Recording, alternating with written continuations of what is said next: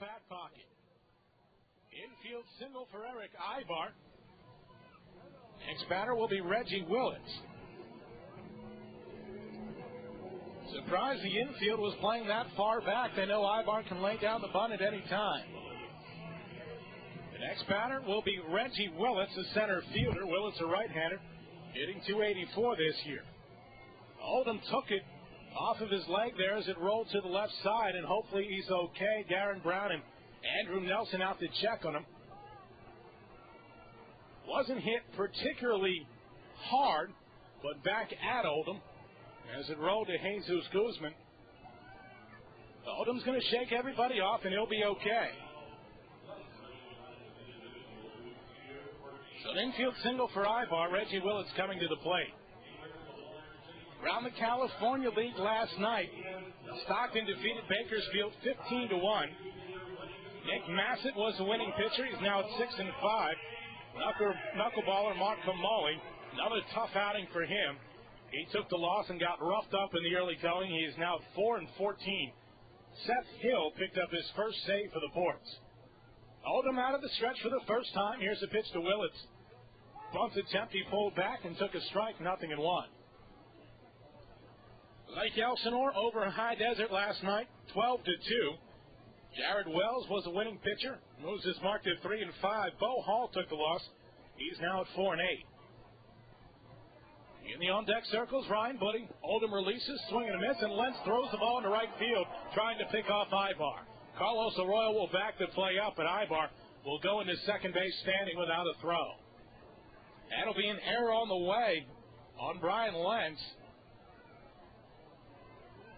That wasn't even close to Matt Hagan. He just airmailed it down the right field line. Oldham, Lentz, and Hagan will get together here. Try to settle each other down, I guess. They count 0-1 on Reggie Willits. Last night for the Storm, Mike Richardson, 2 home runs and 3 RBIs, and Casey Baker had 3 hits. He also drove in 3 runners. Oldham pitching from the first base side of the rubber. First baseman Hagan, even with the bag. There goes Aybar for third. The pitch outside. Lentz throws down. Guzman with the tag. Not in time. It was a high throw. And Aybar got a good jump off of Thomas Oldham. So a comebacker single. An error on the catcher and a stolen base. And all of a sudden, Erick Aybar is 90 feet away from the dish. The count is 1-2. Oldham with the offering, swung on and lifted back to the screen. The wild one between San Jose and Lancaster last night, the Giants, ended up defeating the Jethawks 19-14 in 11 innings. Anthony Pannone was the winning pitcher, and Ryan Holston took the loss for the Jethawks. 1-2 on its way, soft ground ball to the shortstop Garcia Parr. That'll get the run in, throw to Hagan, in time to nail Willits, but give him a ground-out RBI. And the Quakes have taken a 1-0 lead here in the first. For the time being, that'll be an unearned run.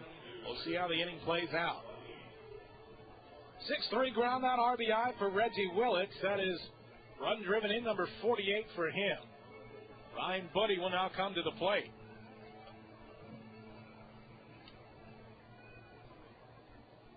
Budde batting from the right-hand side. Oldham deals right down the chute for strike number 1. Last night for San Jose in that victory, Travis Ishikawa had 2 doubles, 5 driven in, and he scored twice. The 0-1 from Thomas down low. 1 ball and 1 strike. Eddie Martinez Esteve for San Jose had 4 hits, 4 for 7 last night. A double, 3 RBIs, and 2 runs scored. High fastball that Budde goes after and misses. 1 ball and 2 strikes to count. Waiting in the on-deck circle is Troy Glaus. You know, they don't even have a helmet for him, it doesn't appear. Looks like he's going to wear a Red Angels helmet instead of the blue Quakes. Called third strike, knee high on the outer part of the plate. So Budde goes down. That's the second out of the inning. And here comes Troy Glaus to the plate. He's got the number 41 on his back, no nameplate because he just got into town. In fact, manager Bobby Meacham for the Quakes was a little worried that Glaus was going to have to fight traffic and lose the battle on that one, but he did get here. About an hour and 15 minutes before game time. Glaus has not played since May the 11th. A fly ball out in his center field. Harris comes racing in, and he'll make the catch on the run. One pitch and an out for Troy Glaus. The Quakes wind up scoring an unearned run here in the first inning. They do so on one hit. 166er error, nobody left on base. We'll go to the bottom of the first inning. The Quakes won. 66ers coming to bat.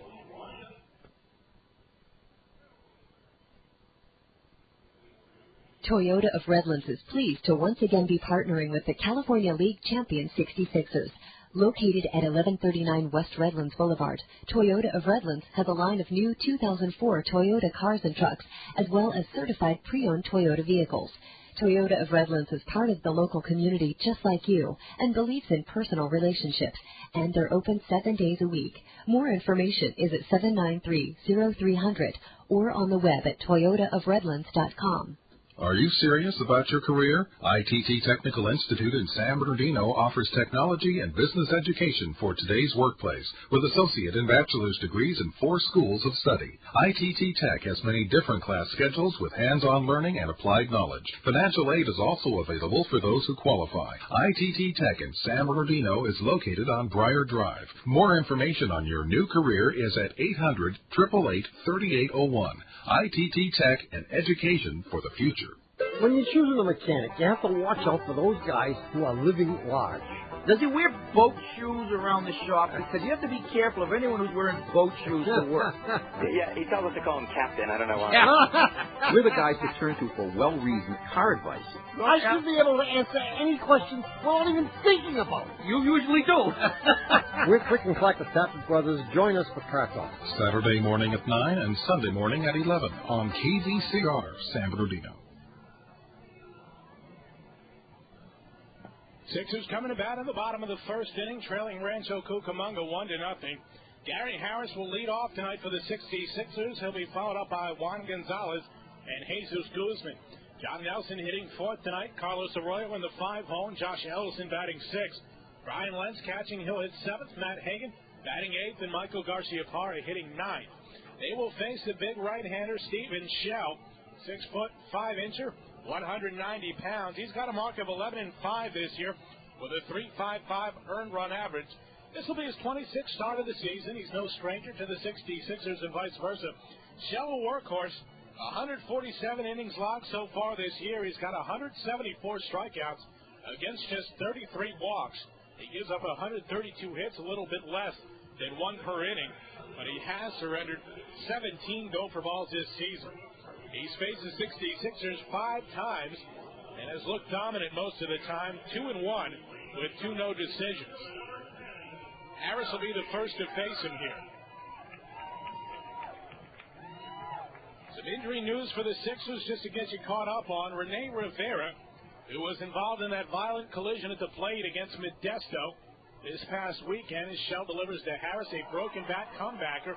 Right back to Shell. He'll jog a few steps toward first and then soft toss it over there. Part of Harris's bat wound up behind him. The other part out near the infield dirt around second base. 1-3 ground out for Harris. Juan Gonzalez the next one up. Rene Rivera, who has not played since that collision, will be out until sometime around Friday or Saturday, whenever he can have his stitches removed from his upper lip. Rene needed 9 stitches to close the gap after Marcus McDeath came barreling into him when the 66ers were up north. First pitch to Gonzalez, in there for a called strike, 0-1. Eric Monzon in that very same game sprained his knee sliding into second base. Originally, he was supposed to be back as early as today, at the very latest Thursday. That was the news we had when we left Modesto the other day. Next pitch into Gonzalez, in there again, 0-2. Apparently it's a little bit more severe than originally thought, and Monzon hopefully will be back late this weekend. That's the new word we're getting from trainer Andrew Nelson. Shell misses high and away, 1 ball and 2 strikes to Gonzalez. Juan was 2 for 4 on Sunday. He's got 15 hits in his last 10 games. The 1-2 from Shell swung on and missed. strikeout, and that's 2 down here in the first. Jesus Guzman, the next one up. As far as the pitching staff goes, Tanner Watson, the righty out of the pen, still officially on the disabled list. He's been listed as day-to-day for quite some time, as has left-hander Miguel Martinez. But those two guys keep getting pushed further and further back. First pitch into John Nelson, or rather Jesus Guzman, on the outside corner for a called strike, 0-1. Guzman went 0 for 4 on Sunday with 3 strikeouts. Snapped his 7-game hitting streak and saw him bat .303 over that time. Shell misses down and away, and the count even to Guzman at 1 ball and 1 strike. John Nelson in the on-deck circle. Jesus has batted .303 against the Quakes this year. He's had much success. 1-1 inside, 2 balls and 1 strike. Among Guzman's 23 hits against the Quakes, 3 doubles and a home run. He's driven in 12 with just 23 hits. Shell looking in, the Quakes in their road gray uniforms. Pitch delivered, and it's fouled back to the screen. 2 balls and 2 strikes. Quakes written on the front. The name and the numbering on the back in blue, and the blue stirrups with the blue hats. 66ers in the home white uniforms. The logo on the front left chest, the red numbers on the back. The 2-2 inside again. 3 balls and 2 strikes. Right now, if you take a look at the playoff race and how it's building, Lancaster entering play tonight, 3.5 games in front of the 66ers in the second half standings as Shell misses low. Ball number 4 didn't miss by a whole lot. So Guzman, a 2-out base runner, and John Nelson will come up now. The 66ers trailing the Jethawks by 3.5 games. Rancho 4.5 back. Lake Elsinore 6.5 games behind, and High Desert officially eliminated from the playoff competition this weekend. But more importantly than that, because it is not looking good for any of the 3 teams remaining, Inland Empire, Rancho, Cucamonga, or Lake Elsinore, as far as their chances for winning a second half crown. Lancaster might be too good for that. Nelson pops one up into the right field seats, and the count 0-1. You take a look at the wild card situation, and the 66ers are sitting pretty in that right now. Nothing's a lock, but they're looking good. Overall, the 66ers have a mark of 70 and 57. Rancho at 63 and 64, and the Storm enter competition tonight at 62 and 65. So what does all that mean? I'll tell you right after this. A stretch in the 0-1 in there for a called strike, breaking pitch, and it's 0-2. The Sixers, the Quakes, and the Storm, including tonight, all have 13 games left. If the 66ers wins for the rest of the season and the Storm's losses for the rest of the season add up to at least 6 Inland Empires in the playoffs. Swing and a miss by Nelson at a high fastball, and the 66ers go down here in the first. No runs, no hits, a walk and 2 strikeouts, and a man left on base. They've completed 1 full. It is 1-0 in favor of the Rancho Cucamonga Quakes. From the day they were born, you wanted your child to have the very best. Loma Linda University Children's Hospital shares that same commitment, providing your child with the most advanced care available. Hospitals can be scary. Loma Linda University Children's Hospital provides a cheerful environment for more than 100,000 children each year, and they're the only children's hospital in the Inland Empire. Loma Linda University Children's Hospital. Information is at 800-825-KIDS. Lazy Boy Furniture Galleries is a proud supporter of 66ers baseball. Lazy Boy has locations in San Bernardino, Riverside, Hemet, and Ontario Mills. Lazy Boy has been a part of America's home since the late 1920s. Lazy Boy's furniture stands the test of time thanks to quality materials, extensive engineering, and rigorous testing. They're committed to building only the quality furniture and back every piece with their word. Lazy Boy. They make rooms that make homes. On the next Evening at Pops, the electrifying talent of Broadway superstar Kristen Chenoweth. I'd rather like a change in our appearing. If I'm not here, at least my bills are. Then off to Hollywood, as Keith Lockhart reunites with old pal Chicago director Rob Marshall. The funny thing about this part is the hardest thing in the world. You think all the dancing is hard. It was walking down the steps without looking down.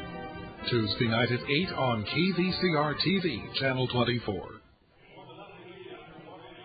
The Quakes got an unearned run in the top of the first inning. Leading things off here in the second will be Mike Napoli. He'll be followed up by David Gates and Adam Pavkovich. Thomas Oldham appeared to settle down after that initial single from Erick Aybar, on which Oldham got hit on a comebacker. He then got a ground out, a strikeout, and a fly out on Major Leaguer Troy Glaus. Delivers to Napoli out of the zone, 1-0 the count. Napoli, the all-everything for the Quakes this season. The 1-0 coming in, swung on and missed. 1 ball and 1 strike. Napoli batting .293, 27 home runs, 109 RBIs. His production has slowed somewhat in the last few weeks, but a very dangerous player nonetheless. Takes one just above the knees in the count 1-2. Mentioning the playoff race and how it's shaping up right now. As far as the Quakes go, as Oldham deals low and the count even at 2-2. Any combination now of Sixer wins or Quake losses that add up to 7 would guarantee that the Sixers finish ahead of Rancho in the playoff race. Swing and a miss at a fastball about belly high, and Napoli goes down on strikes. K number 2 for Thomas Oldham. David Gates, the right-handed hitting left fielder, the next one to come to the plate here.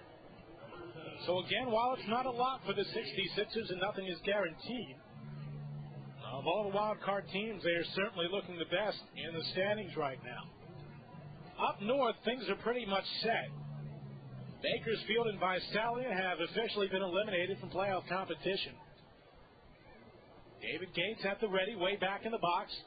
Ugly, half-hearted swing. They count 0-1.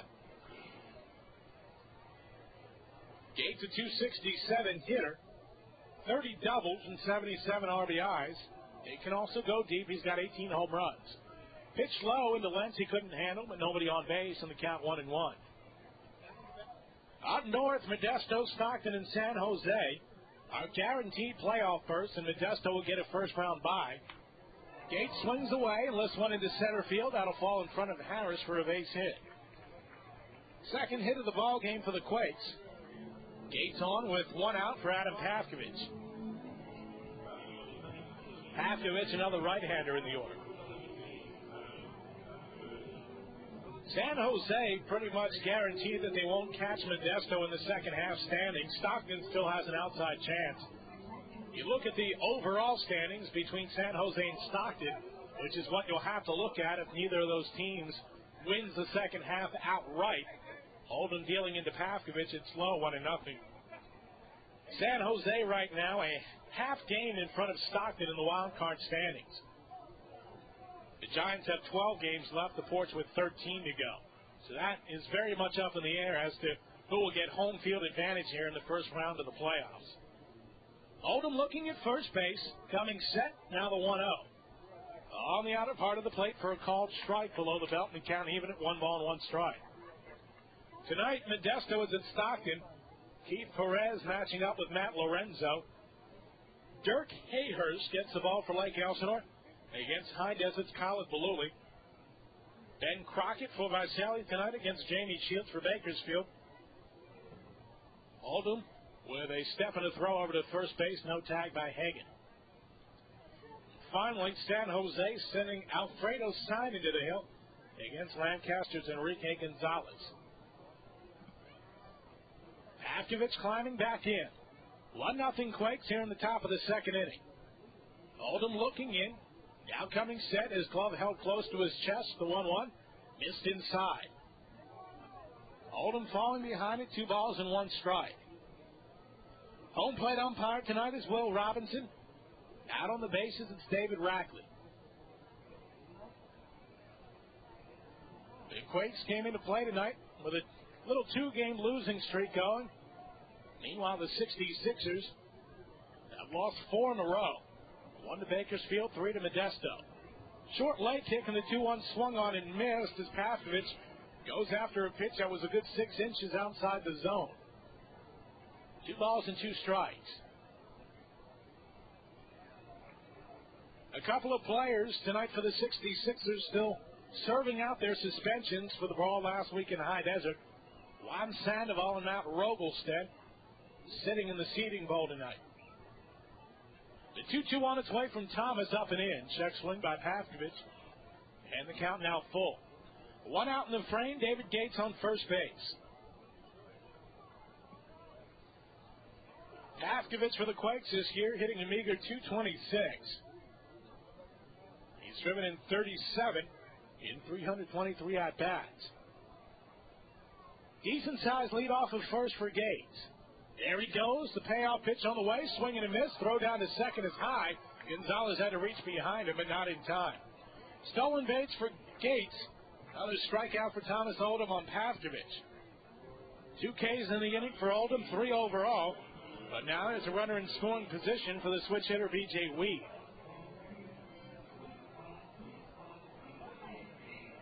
Weed normally a .280 hitter, but with runners in scoring position and 2 outs, he's been very solid. .315 average.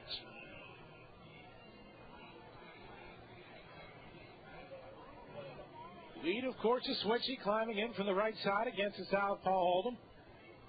Big lead off of second here for Gates. Nobody holding him close. Oldham with a quick peek back, and now will spin around. Make sure Gates walks back to the base. These two teams will play again tomorrow, and then 4 more times here in San Bernardino to finish out the season, September 3rd through the 6th.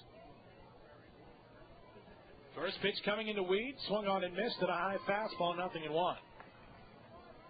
Tomorrow night, Daniel Davidson, port sider, gets the ball for the Quakes against righty Rhett Johnson for the 66ers. It seems like Johnson pitches every 3 or 4 days. 66ers will have an abundance of starters once Ryan Rowan Smith gets back. The 0-1 taken upstairs, 1 ball and 1 strike. If you look at the 66ers right now, they could use any number of guys in a starting spot. Thomas Oldham, Rhett Johnson, Bobby Livingston, Juan Sandoval, Ryan Rowan Smith when he gets back into town, Troy Kate. The 1-1 floated up just to our right, and it looks like it went inside the press box. Holy smokes, it did. That almost hit Michelle Gardner from the San Bernardino Sun over there. Thanks for putting up the window over there.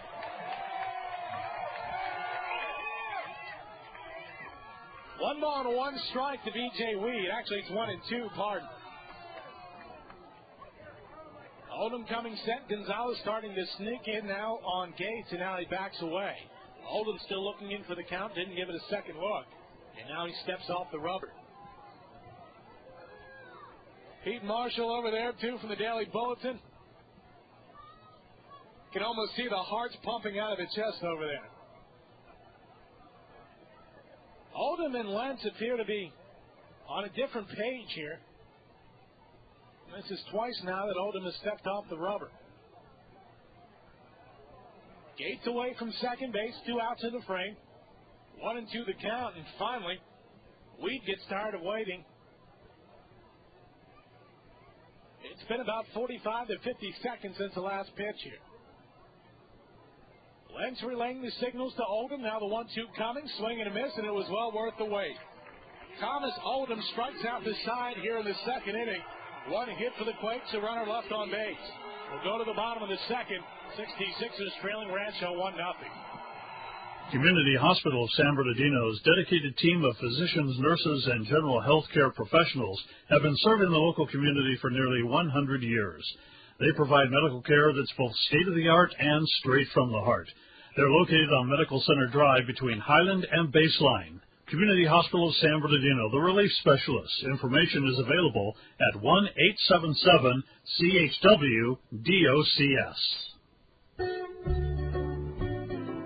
This week, a Prairie Home companion comes to you from Wolf Trap outside Washington, D.C. with that great Broadway singer, Kristen Chenoweth, the Hopeful Gospel Quartet, the Shoe Band, Peter Strushko, Mike Aldridge on dobro and steel guitar, Fred Newman doing sound effects, Sue Scott, Tim Russell, the news from Lake Wobegon, all coming up.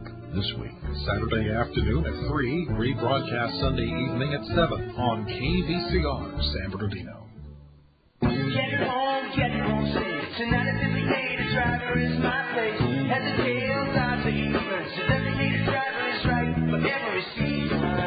When you're out to do some celebrating, make sure a DJ is doing the tailgate. When you're out to do some celebrating, make sure a DJ is. We all make a difference. Budweiser, Anheuser-Busch, St. Louis, Missouri. Back here live with you in San Bernardino, the 66ers here in the bottom of the second upcoming. We'll send Carlos Arroyo, Josh Ellison, Brian Lentz to the plate.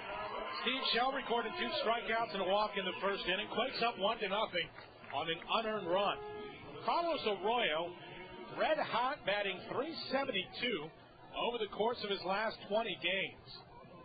He has been key for the 66ers all year long, first as a fourth outfielder for most of the first half, and now as an everyday player. Carlos was 2 for 4 back on Sunday. He's got a little 5-game hitting streak going for himself. He's fared pretty well against Rancho this year, batting .308. Beginning play today, Carlos had the 5th highest batting average in the California League. Just does it quietly. Not a whole lot of flair. No flamboyance. It's not a big power hitter. Very quietly has snuck under the radar and has gotten it done for the Sixers this year. Steven Shell delivers low and away. The count 1-0. Carlos batting .360 in the month of August, and that hasn't even been his best month. He had .371 in June. Arroyo swinging away, fouls one back to the screen, the count 1-1. In the on-deck circle is Josh Ellison. Carlos with an average of .321, sitting .307 in the second half of play. Righty-lefty matchup here. Infield backs. 1-1 coming. In there for a called strike. Carlos disagreed. The count moves to 1-2. His center fielder Reggie Willits playing at normal depth, but is shaded about 5 to 8 steps out toward left.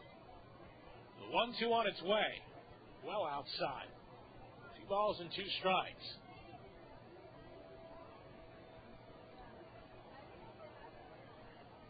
Carlos in his 4th year in the Mariners system. Trying to work his way up to 2-2. Lifted down the left field line. It will be foul into the bullpen and over the railing. That'll be on the grass hill out there. Count remains 2-2.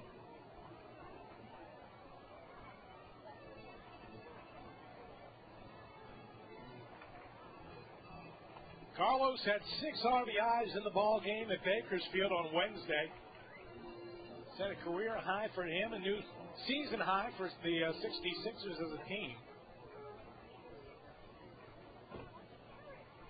He'll climb back in here, sweeping his bat across the plate as he always does before putting it straight up into the air. Shell looking into Budde for the signs, and he'll step off. Feels nice out here in San Bernardino tonight. Temperature has dipped. The 2-2 swung on and lifted foul down the left field side. That'll be on the walkway near the concession area. By dipping, I'm not talking about 60s or even 70s. It was probably in the low 80s around game time. But there's a breeze blowing from left to right. It's felt good out here today. 2-2 is lifted up over the mound and bounces into center field, and Carlos again with a base knock. First hit for the 66ers. Good at that there from Carlos Arroyo. Josh Ellison coming up next. Josh went 2 for 4 back on Sunday with a strikeout. Actually injured himself the last time that these two teams met. That was at the epicenter. Josh trying to hustle out a ground ball, slipped when he made it past first base and messed with his Achilles tendon a little bit. Pulled a muscle in there, sprained it, whatever the medical term is for it. Erick Aybar that very same night earlier in the game got hurt the same way, but for him it was a knee. He recovered quickly, and so did Josh. Pitch on the outside corner for a called strike, 0-1 the count. It's the 22nd of 27 meetings between these two teams here in 2004.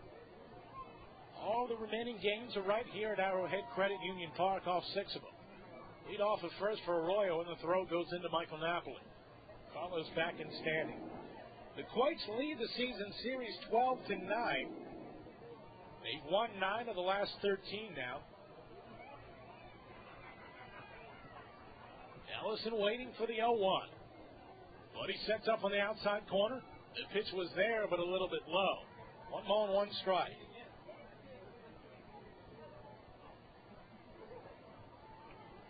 Nine of the 21 games this year between these two teams have been decided either by 1 or 2 runs.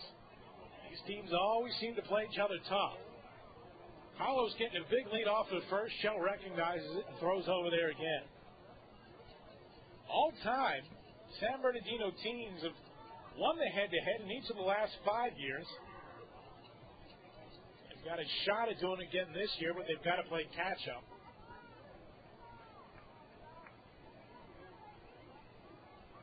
Sixers leading the all-time series, including the postseason, as another throw goes over to first.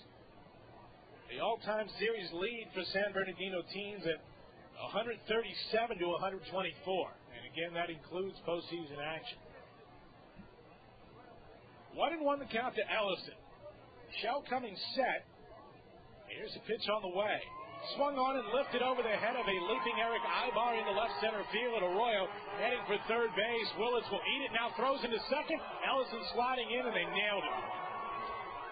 Well, Josh got the jump when he thought Reggie Willits was going to throw the ball into third base. Willits went into a full motion, even leapt into the air, and set up a good decoy. Instead of going to third, he went to Demetrius Heath covering second base, and they wind up nailing Josh Ellison. That'll be a single and an 8-4 put out at second base. So instead of runners at first and third with nobody out, there's a runner on third with 1 out for Brian Lentz. The infield now coming in at the last moment. The pitch up and into Brian, 1-0. Lentz filling in at catcher for Rene Rivera until he heals up from his wounds. The infield drawn in here now. Quakes up 1-0. Pitch on the way. Lentz with a sharp line drive that bounces off the railing in front of the Quakes dugout. Count even at 1-1. Lentz went 1 for 4 on Sunday. He's got a 5-game hitting streak going.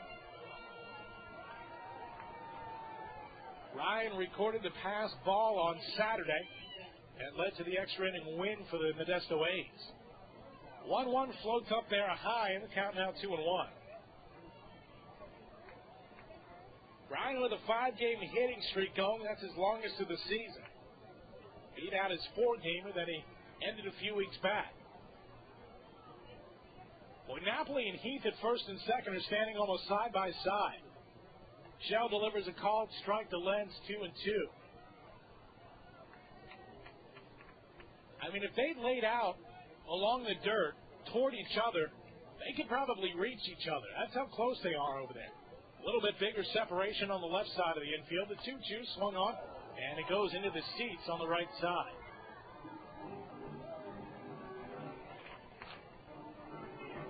Ryan, a .269 hitter, hitting .320 with runners in scoring position. You probably gained something offensively by having Brian in the game over Rene. There's a huge difference defensively, however. The 2-2 from Shell. On the inside corner for a called third strike. A nice breaking ball offered up by Shell. K number 3 for the Quakes starter, and that'll bring up Matt Hagan to the plate.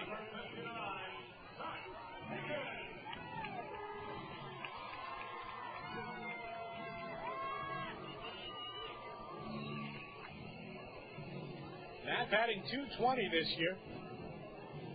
Had an RBI double back on Saturday. 0 for 2 on Sunday.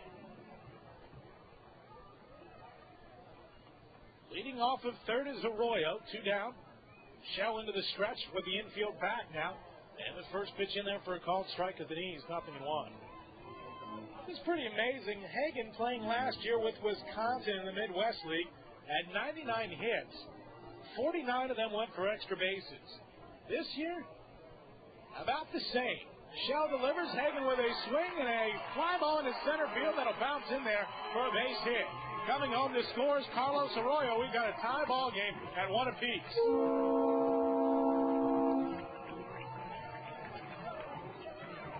RBI number 41 for Matt Hagen. His second in 3 games. This year for Matt, 33 of his now 69 hits have gone for extra bases, nearly a half once again. He'll take the single this time.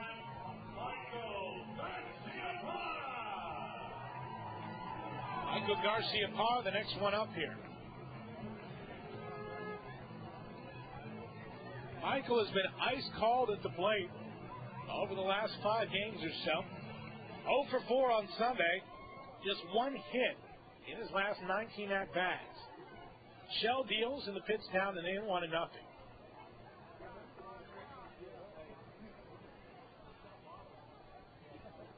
Michael back under the 200 mark at 199 for the season. Budde sets up on the outside part of the plate. Pitch is there for a called strike, 1-1.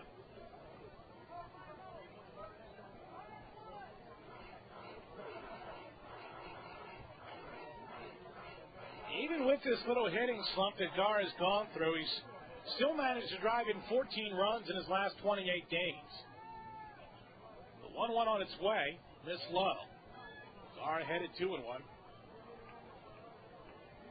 And while those may not be off the chart numbers, remember Michael drove in just 6 runs in his first 29 games. 2-1 the count, Hagen leading from first. Here's a pitch on the way. Swung on a shallow fly ball down the right field side. Foul ground. Heath and Weed giving chase, and neither one can catch it. So Garcia-Parr stays alive.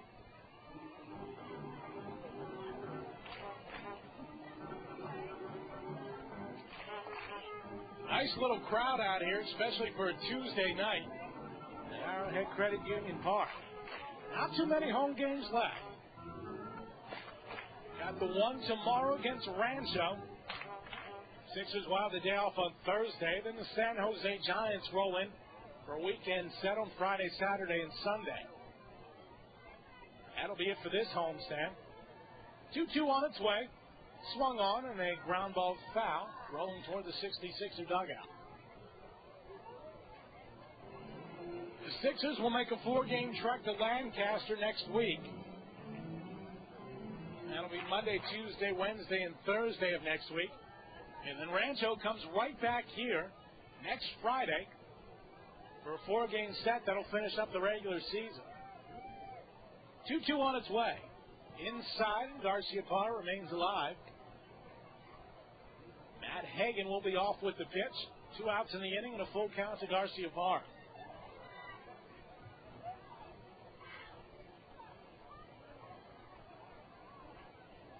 Michael with a slightly open stance. There goes Hagen. The pitch on the way.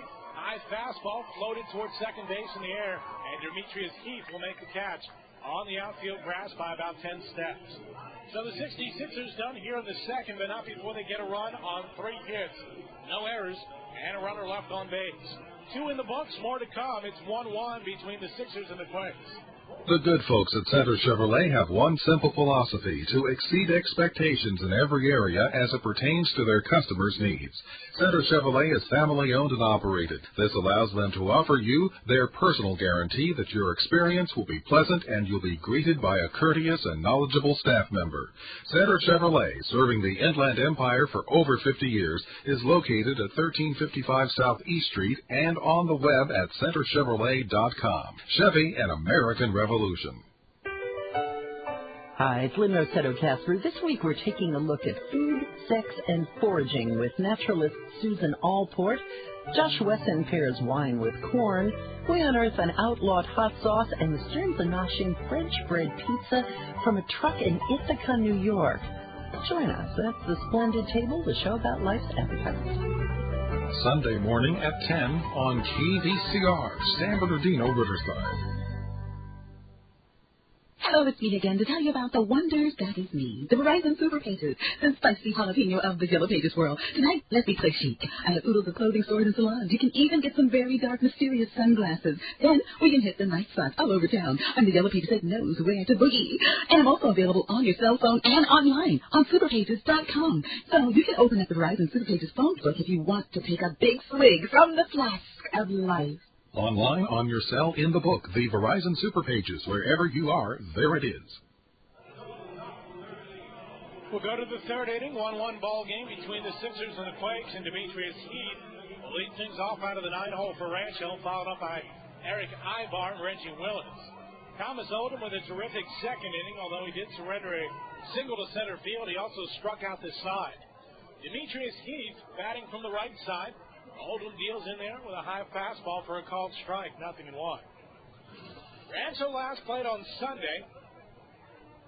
Lost to Lake Elsinore 6-4. The 0-1 coming. Outside, 1 ball and 1 strike. That loss gave the season series to Lake Elsinore, so if it comes down to a one-game playoff between Rancho and Lake Elsinore to decide who gets into the playoffs, there's a floater right side and foul ground. Hagan runs out of real estate down near the pen. 1 ball and 2 strikes. If it comes down to a tiebreaker and a one-game playoff to decide who gets in, because Lake Elsinore won the season series 14 games to 13, they will get home field advantage in that playoff game. And if necessary, it'll be held on Tuesday, September the 7th, the day after the regular season is complete. The 1-2 from Oldham to Heath, taken high for a ball, 2-2.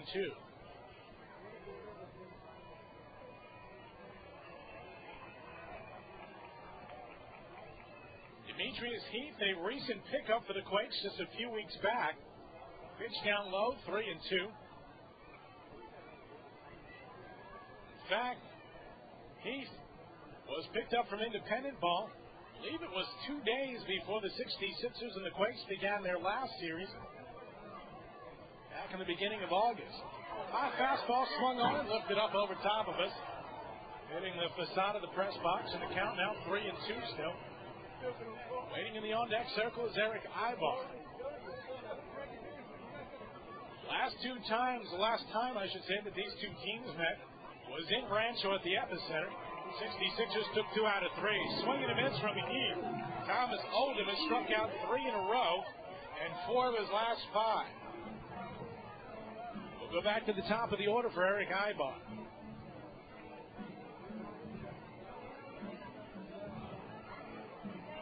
Very lopsided series last time around after these two teams had played each other tough for much of the season. 66ers took the first game at the epicenter 10-3, lost the next night 11-2 before coming back in the finale for a 14-9 win. That series not very indicative of how these two teams have played each other here in 2004. First pitch to Aybar comes in high, 1-0. Corner infielders drawn in. Aybar singled literally off of Thomas Oldham back in the first inning. Reached second base on an error by Brian Lentz on a pickoff move gone bad. Next pitch into Aybar, a called strike after Eric showed bunt and pulled it on back. Aybar stole third base and scored on a 6-3 ground out RBI from Reggie Willits. The windup in the 1-1. Swung on and fouled to the screen. 1 ball and 2 strikes.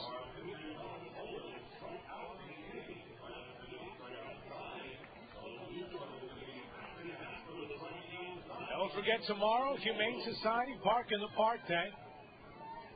Bring your dog out to the park for free. The 1-2 hit foul down near the Sixer bullpen. Count remains the same. Please remember this is just a 2-game series, not a 3-gamer, so please don't show up to the ballpark on Thursday. The 1-2 came inside on Aybar, nearly clipped his back leg. He just picked up that leg out of the way in time.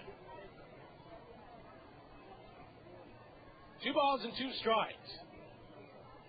Thomas Oldham with the windup and the delivery. Inside again, Aybar just got out of the way. Well, either Oldham a little wild with his command, or he's trying to back Aybar off the plate. In the on-deck circle is Reggie Willits. Aybar switch hitter, but he's been known to go to the left side, even against lefties, when things haven't been working for him. Oldham delivers down and in once again, and Aybar draws himself a walk. First walk of the ball game issued by Thomas Oldham. Reggie Willits will be the next batter. He had that 6-3 ground out RBI to chase home Aybar in the first inning. Turned out to be an unearned run, but a run nonetheless. 66ers have issued just 33 walks over the last 15 games. That includes the one now by Oldham. He's looking toward first. There goes Aybar. They have him picked. Hagan catches. He fires down to the shortstop, Garcia Parr. Carr running Aybar back to first. There's a lob to Hagan. Hagan chasing Aybar towards second. Now the ball in the hand of Juan Gonzalez. Aybar tried to duck underneath, but Gonzalez applied the tag. That'll go down 1, 3, 6, 3, 4. 1, 3, 6, 3, 4. And eliminate Aybar from the base pass.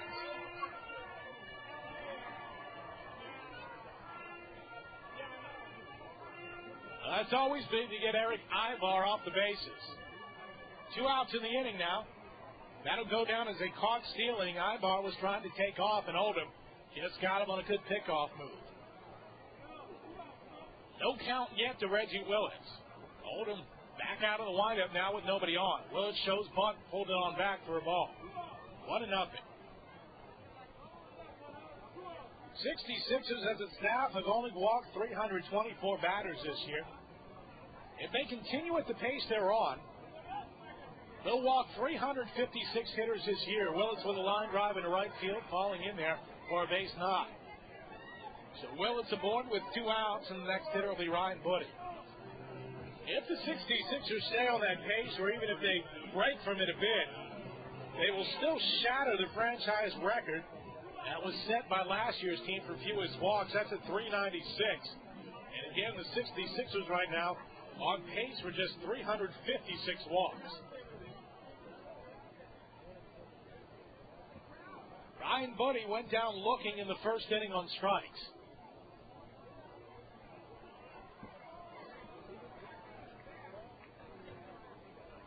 Budde, the right-handed hitting catcher, digging himself a groove with his back foot. Thomas Oldham at the ready. Snap throw over to first. Late tag. Oldham does a good job of mixing up his pickoff moves. Sometimes he won't even pick up his pivot foot. Other times it's a step off and throw. Sometimes he'll step toward the bag and throw. And he'll mix up his timing as well, which is important. First pitch into Budde, called strike, 0-1. And by that, sometimes it'll be before he gets the signs from Brian Letts. Sometimes it'll be afterward. Really keeps the runners off guard. The 0-1, swung on and lifted down the right field line. Back behind first base, drifting into the bullpen is the second baseman Gonzalez. And he will make the catch up against the railing near the right field seats. So the Quakes are done here in the third inning. No runs on a hit. 1 runner left on base. Sixers coming to bat in the bottom of the third. It's a 1-1 ball game. Hello, fine people of the world. It's me again, letting you know about the features of the Verizon Super Pages. You see, the Verizon Super Pages is the only Yellow Pages that's with you wherever you go. The Super Pages is on the Internet. The Super Pages can be downloaded to your cell phone. Other books just sit at home in a dusty drawer weeping like a little girl who just ate too much Halloween candy. Well, I, on the other hand, am Wiley. Online, on your cell, in the book, the Verizon Super Pages. Wherever you are, there it is.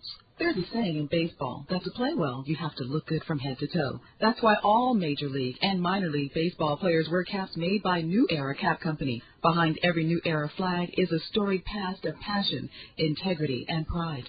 Passion for detail and excellence, integrity that's reflected in a high-quality cap, and pride for the successes and relationships born from passion and integrity. More information on New Era Caps can be found at neweracap.com. New Era Cap Company. It's not a cap, it's a flag.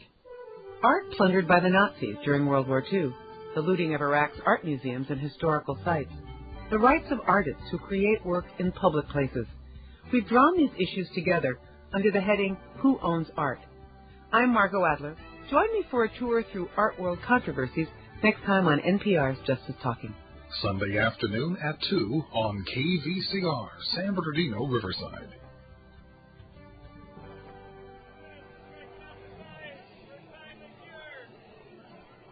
1-1 ball game between the Sixers and the Quakes as Inland Empire prepares to bat in the bottom of the third inning. I'm here at Arrowhead Credit Union Park in San Bernardino. This park has been especially kind to the 66ers this year. At home, the team is 40-21. On the road, a totally different story, 30-36. 66ers this year at home, hitting .302 in the last 16 games. They've averaged over 6 runs per game over the last 16 home games as well. Gary Harris will lead things off, and the 66ers will go back to the top of the order. They'll be followed up by Juan Gonzalez and Jesus Guzman. Harris with a 1-3 ground out in the first. Shell deals. Little squibber hit to the right side, fielded by Keith on the run, throw to first, and they just do get Harris on a bang-bang play. Keith got a late jump on that ball, and the little topspin that it had on it did not support Keith at all. It started rolling back toward the mound a bit. Keith had to come charging in with even more ferocity. That'll be a 4-3 ground out, one down in the third, and Juan Gonzalez coming to the plate. Juan hitting .326 over the course of his last 35 games. A sustained effort for him. Pitch on the outside corner for a called strike, and it's 0-1. Sixers trying to break out of this little mini funk that they've been in. The 0-1 on its way. Inside pitch, Gonzalez turns on it and sends it into right field for a base hit. A one-hopper to B.J. Weed. Gonzalez has his first hit of the night, and the fourth for the 66ers as a team. Off steps Jesus Guzman.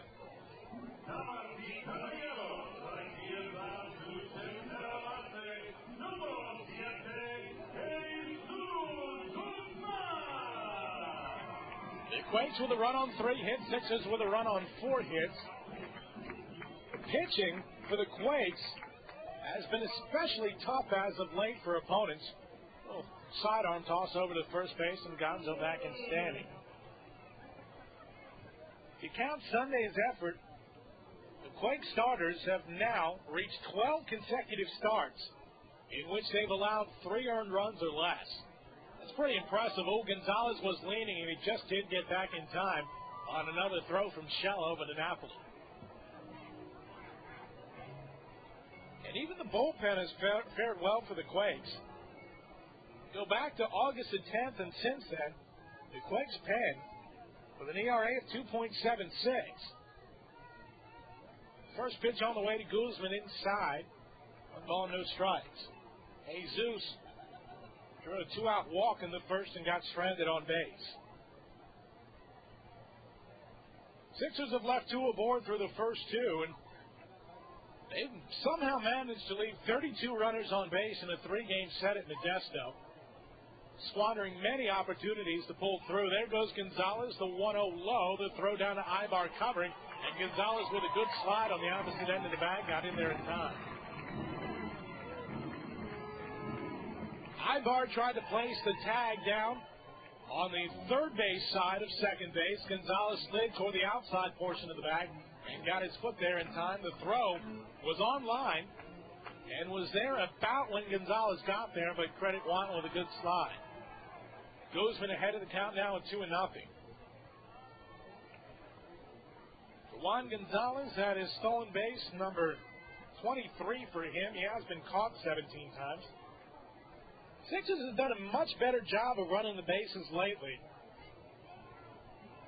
You go back to July 20th and go from there, and the 66ers now have 46 stolen bases in that 34-game span. That's tied for first in the Cal League. They picked their spots a whole lot better. Shell wants to go through the signs again with Budde. Now he gets what he wants. Aybar keeping close on Gonzalez. The 2-0 in into center field on the fly. Willits going back, still going back. Looks like he has it, and he does. Tagging is Gonzalez, and he'll go into third easily without a throw. So a deep fly ball out for Guzman still is productive, and Gonzalez now 90 feet away with 2 outs.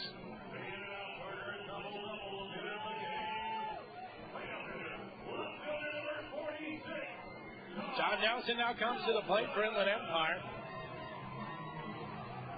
John never really found his stroke on Sunday after coming back from his 3-game suspension. Went 0 for 4. But still, you look at his last 13 games, he's hitting .362 over that time. That includes an 0 for 4 and an 0 for 6. He chases a pitch way out of the zone that tailed away from him. Comes up empty in the count, 0-1. Ellie with a runner in scoring position here at 2 outs. High ball game at 1 apiece. We're in the bottom of the third. Nelson with an open stance, and Shell pitching from the windup, which some pitchers prefer to do with a runner only on third. Obviously, runners are not going to try to steal a home with any regularity. The 0-1 swung on and missed again in a low offering. 0-2.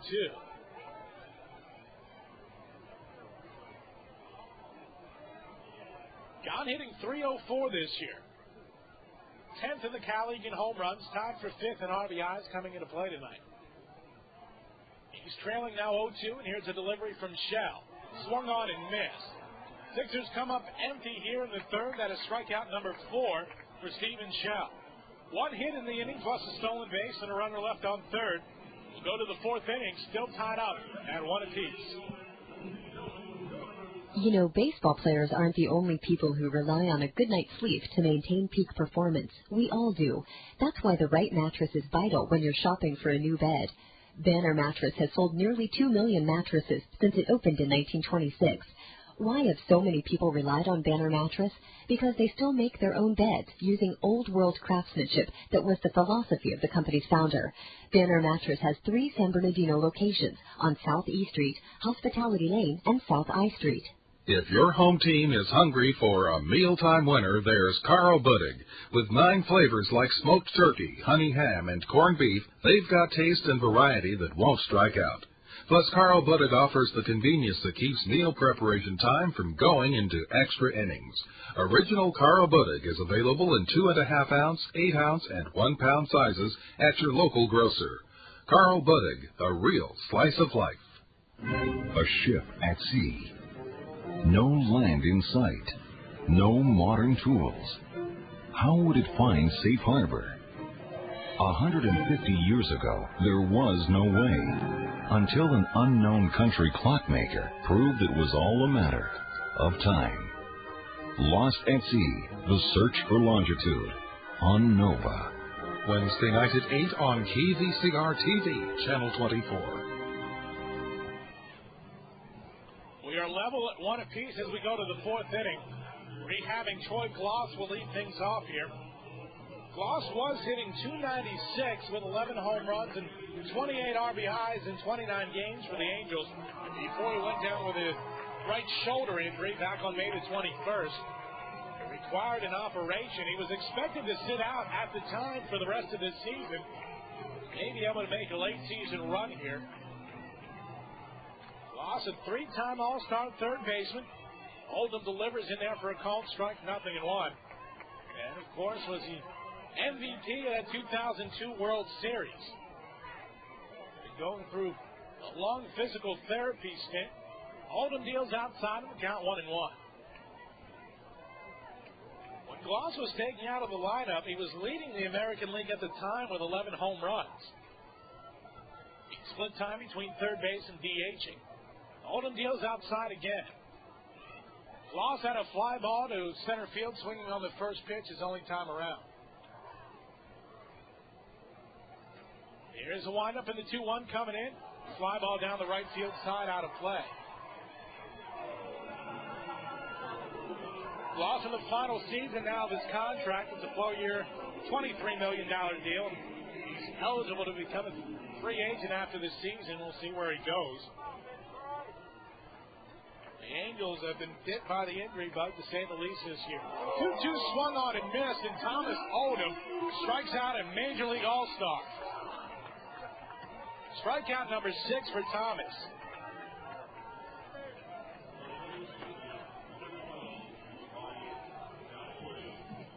Hey, 99.9999% of the time, anything that's said or done in the clubhouse when I'm around stays down there, but I don't think it'll hurt to tell you this one.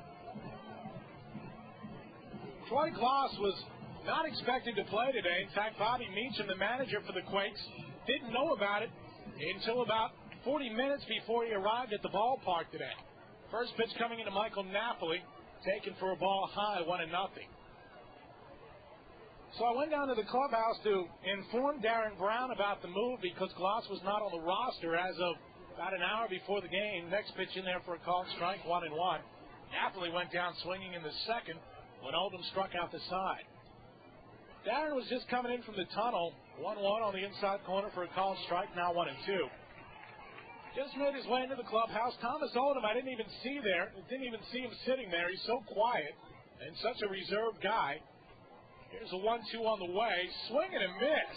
Boy, Thomas Oldham is firing right now. 2 strikeouts in the frame. He's got 7 total. When I told Brownie that Glaus was not only going to be on the roster, but he'll be hitting 4th in the order, all of a sudden I looked, and Thomas Oldham was sitting there drinking some water. He took that bottle out of his mouth, and his eyes got humongous. You ever see a cartoon when the lights go out, but the cartoon character's eyes are still on, they're still open? That's what his eyes looked like. They almost bugged out of his head. First pitch in the Gates upstairs, 1-0. David Gates singled to center field in the second inning and got stranded there. So my first impression was that Oldham was a little bit shaken up and possibly maybe even a little bit scared. The count now 1-1 on a called strike. But apparently, Thomas later on was pretty excited about the opportunity to face Glaus. Pitch down low in the count, now 2-1. So far, he's induced him into a flyout and has struck him out. Not bad. 2-1 on the way. High towering fly ball back behind third base onto the outfield grass goes Guzman and Garcia-Parra, and it'll be Michael Garcia-Parra catching the pop-up. 1-2-3 inning for Thomas Oldham and the Sixers. We'll go to the bottom of the 4th, still knotted up at 1 apiece. A recent survey showed more people in San Bernardino County prefer the SBC Smart Yellow Pages. For shopping information, SBC Smart Yellow Pages is the most used Yellow Pages around. The SBC Smart Yellow Pages. Omnitrans is working hard to provide the public with a level of service that's bigger and better. A listing of their system-wide improvements is in your bus book if you're a current Omnitrans writer or on their website. Omnitrans operates the nation's first gasoline-electric hybrid buses and over 100 buses powered by clean natural gas 7 days a week. Omnitrans will get you to work, school, or wherever life takes you with improved routes and better service. More information is at 800-966-6428 or on the web at omnitrans.org. Be smart, be safe, Omnitrans. There can be no love without sacrifice, no choice without consequence, and no triumph without loss. This is the unforgettable saga of one family's struggle to grab hold of the American dream. American Family. Wednesday night at 9 on KVCR TV, Channel 24.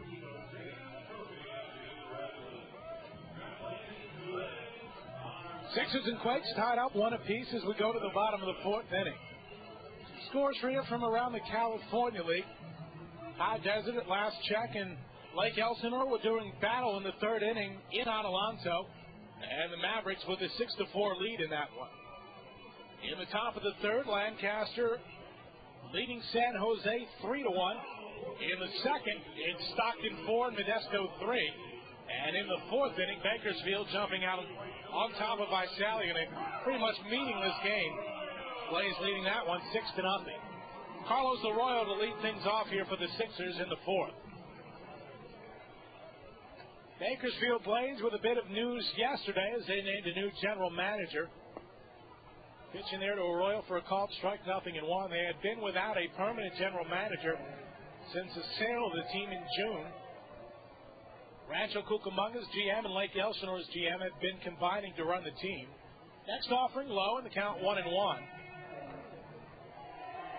37-year-old by the name of Chris Freshour, named general manager of the Blaze yesterday.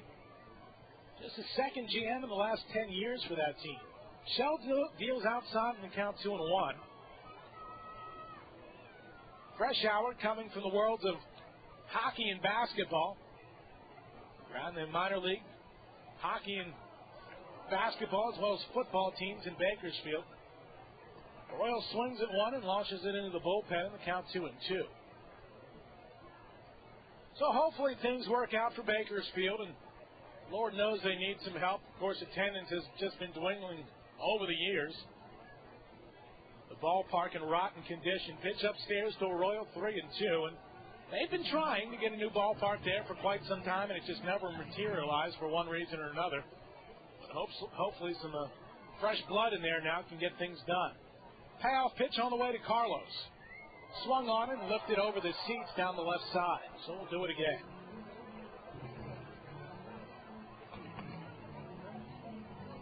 Lake Elsinore Storm, as if things weren't going to be tough enough for them down the stretch run here heading toward the playoffs. They've lost a big piece of their puzzle.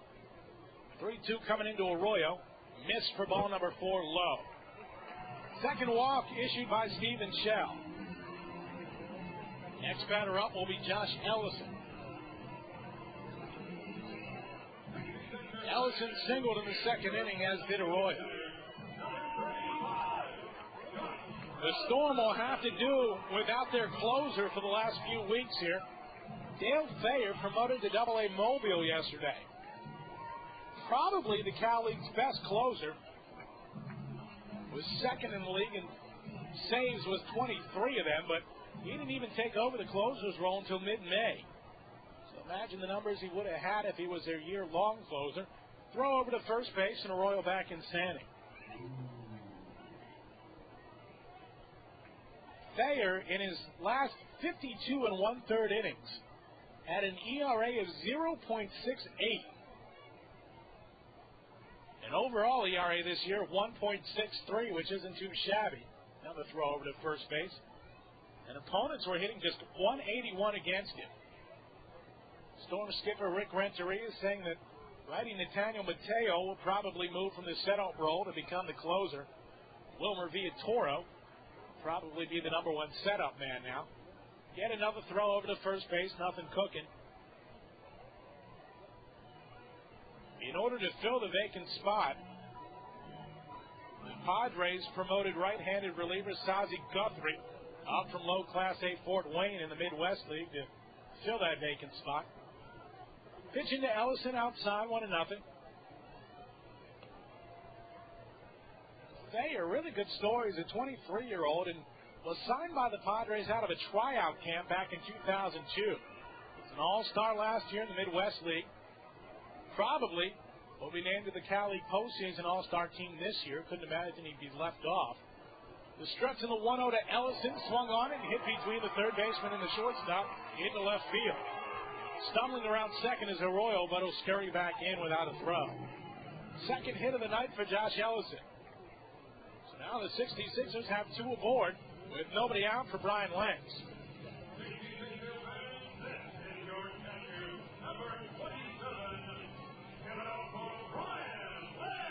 Brian went down looking in the second inning on strikes.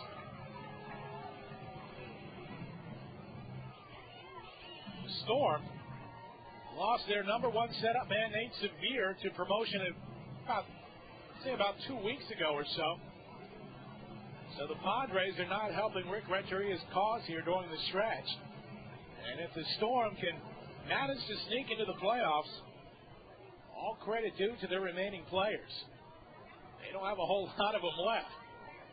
Infield halfway in, Lenz show bunt pulled it back for a ball high. 1-0. The shift was on there for the Quakes defense. First baseman Napoli playing behind Ellison. Aybar close to the bag at second. Arroyo leading off. Kafkovich even with the bag at third, and a step onto the infield grass, and Heath playing back at second base. The 1-0, Lentz gets down a bunt to first base side, fielded in foul ground by Michael Napoli. Count even at 1-1. Napoli applied the tag to Lentz, but he picked up the ball in foul ground by about 5 inches. Our desert shortstop Erick Cruz is now hit in 26 straight games. Longest streak in the minor leagues at 32. Cruz named yesterday as the Cal League Player of the Week. Meanwhile, for the Mavericks, one of their relievers, Homero Rivera, still serving a 3-game suspension because of his role in the brawl last week. 1-1, again a bunt, first base side, this time a better one. Budde fields out in front of the plate and throws to Heath covering for the out. A sacrifice goes down 2-4. Moving up to third is Arroyo, and Ellison advances the station to second. So now 2 runners in scoring position with 1 out for Matt Hagen. Pardon me, Erick Cruz now up to 27 straight games. Hagen had an RBI single in the second inning that played at Carlos Arroyo. He's had a chance to repeat it here. This time the infield playing back.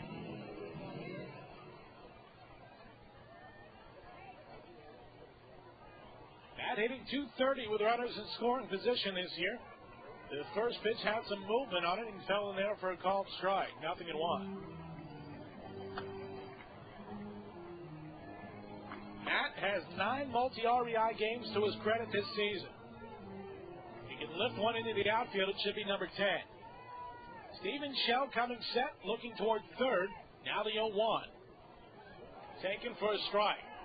0-2. Again, good movement on the breaking pitch. Came in high and went down low around the knees.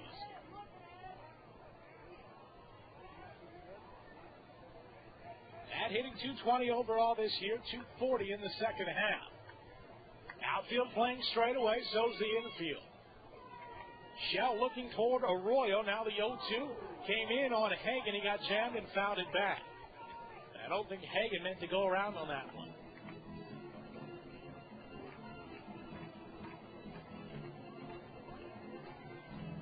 We're tied up at 1 here in the bottom of the 4th inning. Game with playoff implications. Just about every game left in the Cal League season has playoff implications. The 0-2 offered up. Hagen goes fishing for one and comes up empty. Strikeout for Steven Shell. That's number 5 for him. The pitching coach, Keith Comstock, will come out of the dugout and gather the infielders together. Michael Garcia-Parra will climb in when this meeting disperses. Erick Cruz's streak almost came to an end last night. He finally collected a hit in his final at-bat against Lake Elsinore. The Storm still won that game 12-2. Cruz came to the plate in the 8th inning, placed the line drive to left off of Storm reliever Aaron Coonrod. Mario Mendez had a 2-run home run in that one. Sixers very familiar with him. Just ask Bobby Livingston.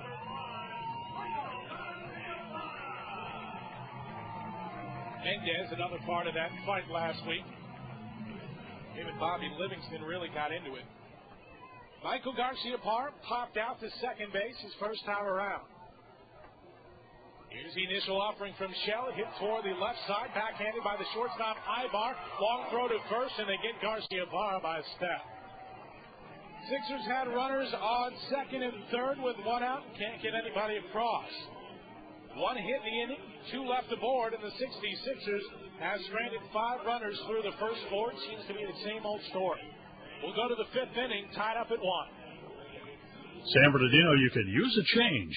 Is it time for you to change your motor oil and filters? The Public Services Department has free used oil and filter collection containers available to City of San Bernardino residents. Containers are available at City Hall at 300 North D Street. Please bring a valid ID and your current water bill, only one of each per household. Used motor oil may be taken to any certified recycling center in San Bernardino. For a complete listing, the number is 1-888-OIL-DROP. This program is funded by a grant from the California Integrated Waste Management Board. It was another time and another place in American life. It was radio. This is Ed Rothbauer inviting you to join me this week as I remember radio when your favorite comic characters, Archie Andrews and all the gang, come to life. That's Bob Hastings as Archie, Harlan Stone as Jughead. Archie Andrews, Saturday afternoon at 2, and again Sunday morning at 5, here on KVCR San Bernardino Riverside, as I remember radio. As California continues to grow, so does the important underground infrastructure. Just about anywhere you dig, there could be an underground facility lying in wait. How do you avoid hitting them? The easy way, the legal way, is Dig Alert. It's the one-call notification center that supports all of Southern California. It's a simple process to help and avoid the costly errors of cutting fiber optic cables to the hazard of damaging power lines or gas pipes. For more information before you dig, 1-800-227-2600.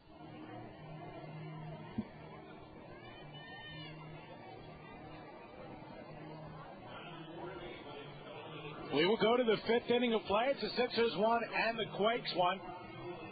Rancho Cucamonga got an unearned run in the first inning.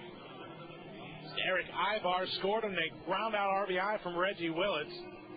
Inland Empire tied it up in the bottom of the second inning on an RBI single by Matt Hagan, chasing home Carlos Arroyo. Adam Pavkovich leading things off for the Quakes, fouls at first. Thomas Oldham offering. Back to the screen, and the count 0-1. Quakes with a run on 3 hits, Sixers with a run on 5 hits. Well-played ball game so far for the most part. The 0-1 coming in. Swung on and lifted foul off to the right. 0-2. By the way, while we have a moment, congratulations to former San Bernardino hurler Ted Lilly, who yesterday struck out 13 Boston Red Sox and set a brand new record for Blue Jay left-handers. The 0-2 on the way, missed outside. 1 ball and 2 strikes. That was also a career high for Ted personally. He threw a 3-hit shutout. Outpitched Pedro Martinez, in fact. Not easy to do. The 1-2 hit back up the middle, fielded behind the bag by Juan Gonzalez. He'll throw to first for the out on Pavkovich. Pavkovich now 0 for 2. Next batter will be B.J. Weed.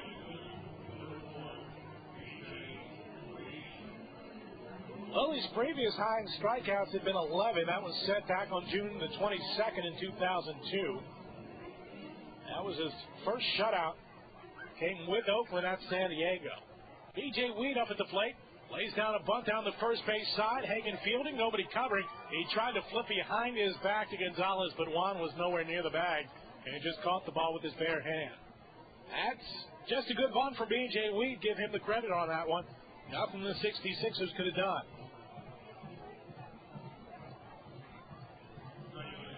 So Weed on with 1 out for Demetrius Heath.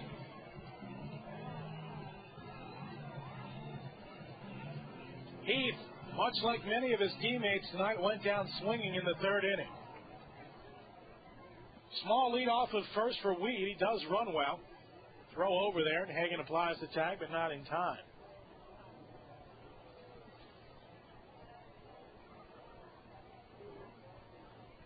B.J. Weed, for much of the year, was in the top 10 in the Cal League in stolen bases. Fly ball down the right field line. That'll hit the seats. 0-1 to count. Waiting in the on-deck circle is Erick Aybar.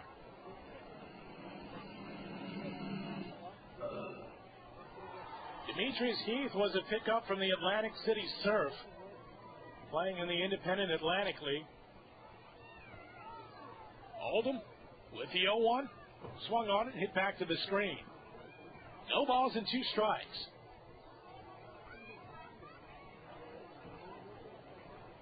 I'd like you to join us again tomorrow night here on KVCR and SportsJuice.com. First pitch set for 7-11 between these same 2 teams. We'll be on the air at 7 o'clock. Len sets a low target, and the 0-2 on the way. Reached out and poked foul up into the skybox area. 0-2 remains the count to Heath.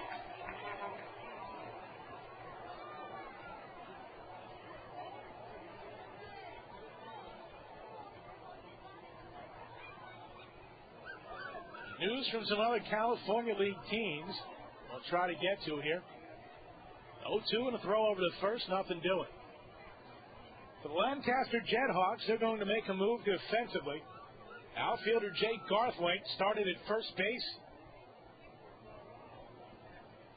in this evening's ball game against Lake Elsinore. His first professional start at first base.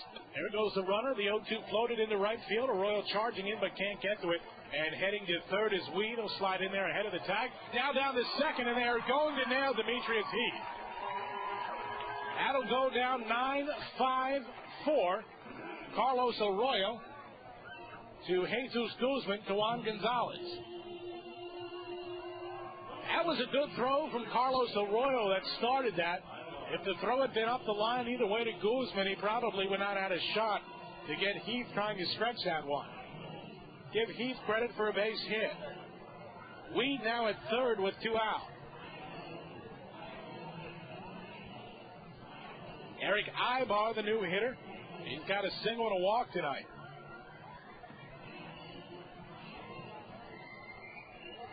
Matt Hagan, the first baseman, well off the line and even with the bag. The initial offering to Aybar upstairs, 1-0. Wally Backman starting Jay Garthwaite at first base. He's normally an outfielder. To try to give his normal starting first baseman, Sean Llewellyn, some rest going down the stretch. The Jethawks have 5 quality outfielders. The 1-0 bounce foul near the Sixer dugout and the count even.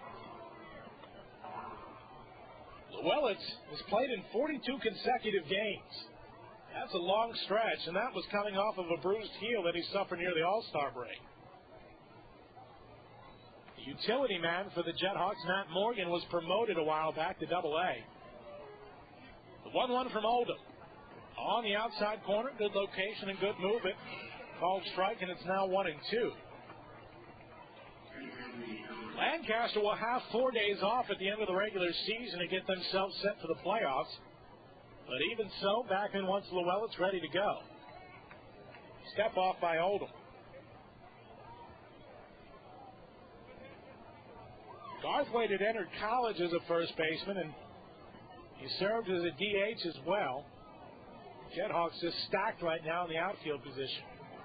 The 1-2 in on the hands, popped up near shortstop. Garcia Parra underneath. Routine pop-up for the final out of the inning.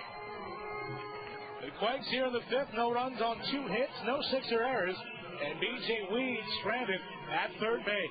Sixers coming to bat in the home half of the 5th, still tied up at 1 apiece. Once again, 66ers baseball is partnering with the San Bernardino County Regional Parks. With 10 regional parks in the county, San Bernardino County Regional Parks offers camping, fishing, swimming, hiking, and a variety of special events and activities throughout the year. Catfish season runs through September, and the water parks are open from Memorial Day weekend through Labor Day weekend. For more information on the park near you, call the number at 909-38-PARKS. The good folks at Center Chevrolet are helping to make this broadcast possible. They're located at 1355 Southeast Street, just south of Rancho Road. Center Chevrolet is family-owned and operated. They have a large inventory of new and used vehicles with a variety of models, colors, styles, and options to choose from. They've been selling and leasing to the same customers for over 50 years. For more information, 909-889-8561, or find them on the web at centerchevrolet.com. Chevy, an American Revolution. An urban legend. There are a lot of stories about things that have happened here in this park. An instrument of hate. Taylor was taking over UFA, using it for the military. A Hollywood mystery. Something like it has been put on the screen. A search for clues. Ah, there it is. Leads to astonishing answers. Wow, that's really great. Next time on History Detectives. Thursday night at 9 on KVCR-TV, Channel 24.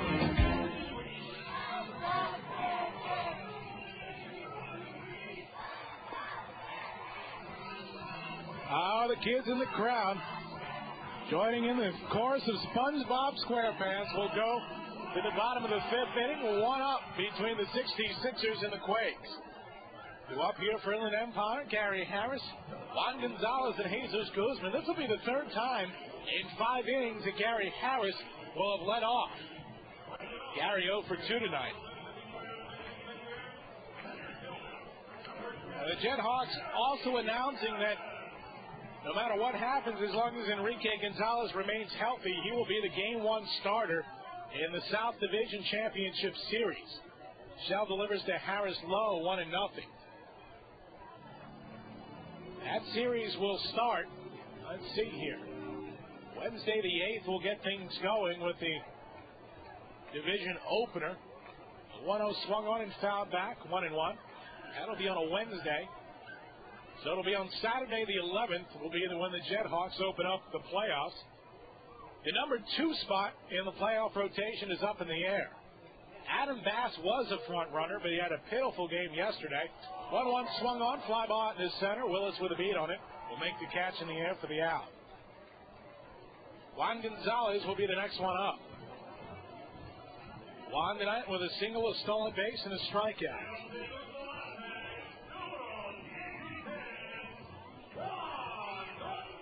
Bass has really pitched much better on the road this year than he has at home. The Jethawks will have the first 2 games of that 5-game series at home, so Lancaster skipper Wally Backman says that could very well factor into his decision. First pitch into Gonzalez, up and in, 1-0.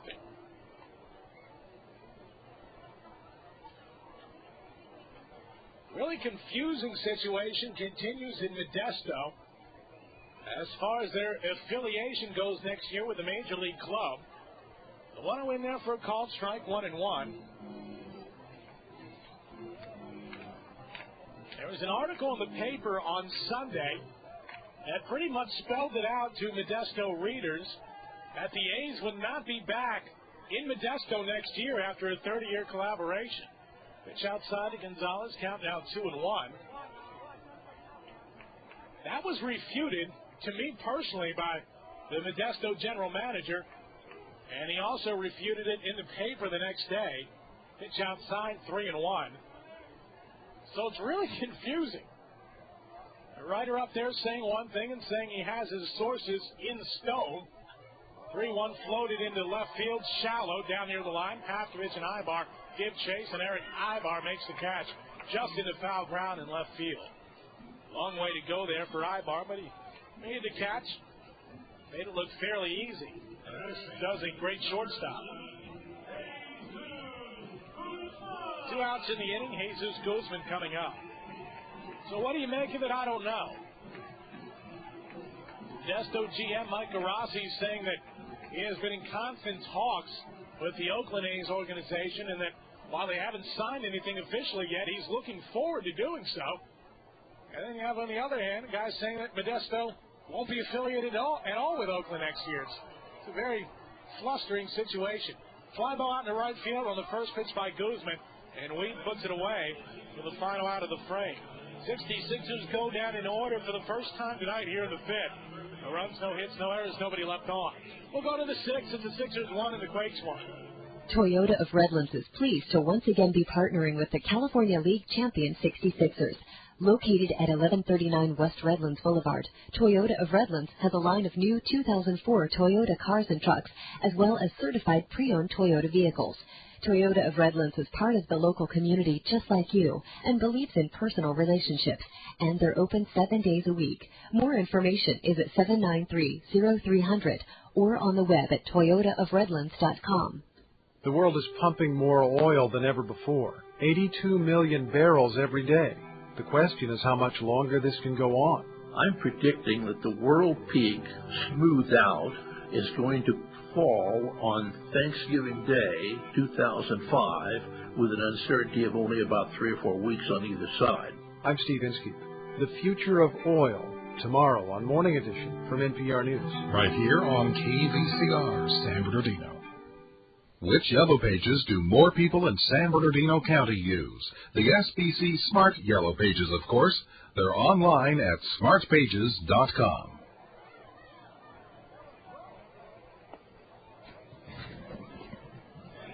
It is 1-1 between the 66ers and the Quakes as we go to the top of the sixth inning.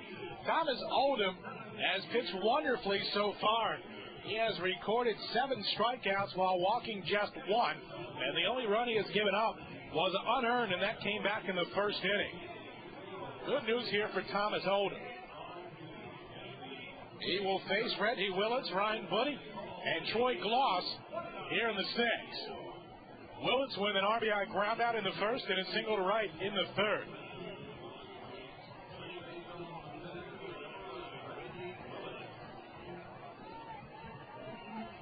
Former Cal Leaguer Manny Parra, left-handed pitcher who spent much of the year with High Desert this year, made his Double-A debut at Huntsville last night. First pitch swinging and a ground ball through the right side. Carlos Arroyo fields and Reggie Willits on with his second hit of the night. Ryan Budde will come up next. Anyhow, Parra had made his Double-A debut last night at Huntsville, the Double-A team for the Brewers. He was on a limited pitch count. It was the first time he'd thrown in 5 weeks. He's had some inflammation in his shoulder. He allowed 2 earned runs on 3 hits, only worked 1 inning. Parra was 5-2 with a 3.48 ERA with the Mavericks this year. Only worked 67 innings. He had spent much of the first half of the season on the disabled list, recovering from shoulder surgery. Ryan Budde awaits the pitch from Oldham, and it lands outside, 1-0. Parra, one of the few bright spots this year for the Mavericks. Ryan Budde is struck out looking and flied out down to the right field foul line. The 1-0 swung on and fouled over top of us. Count even at 1 ball and 1 strike.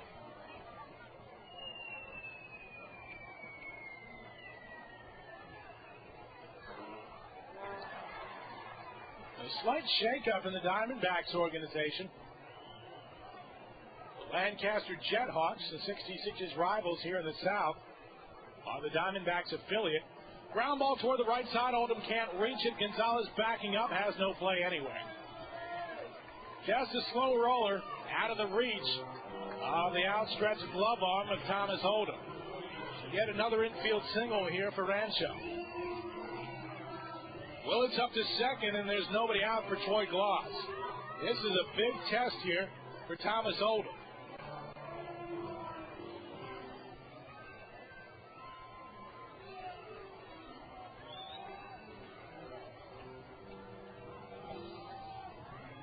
Troy Glaus, if you're wondering, faced Seattle 3 times this year at the big league level. Wound up collecting 2 hit games each night. But now he's in single A ball, facing a very young Thomas Oldham. Here's the pitch on the way. It's inside, 1-0. Glaus wearing number 41, no nameplate on his back, and a Red Angels helmet. I guess the Quakes did not have a blue helmet that could fit him. Oldham struck him out last time. Throw over to first base, almost out of the reach of Matt Hagan. You know, that's happened a few times this year with the 66ers. They've tried to get a little coy in sneaking Matt Hagan, Matt Rogelstead, or whoever the first baseman is at the time, around the runner at first and coming in from the blind side. And if it's not timed out perfectly, that pickoff move could go sailing into right field. Oldham looking back at second. Here's a 1-0 to Glaus. Right down Broadway for a called strike. 1-1.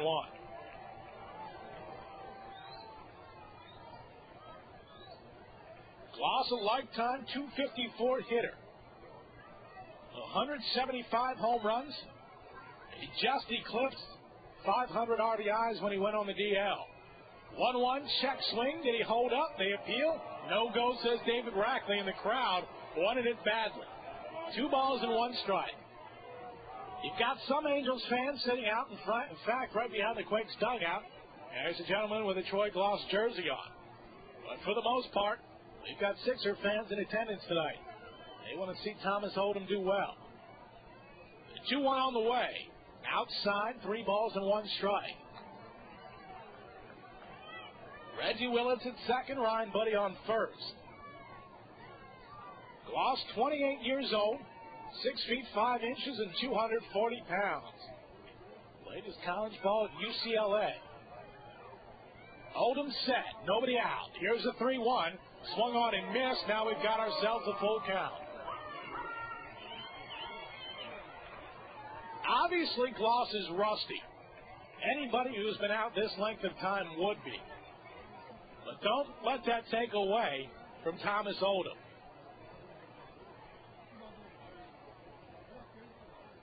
Thomas, a Nebraska kid. Young-looking kid. Looks like he could be about 15. Here's a 3-2. Swung on and hit off of Brian Lentz foul. So we'll do it again.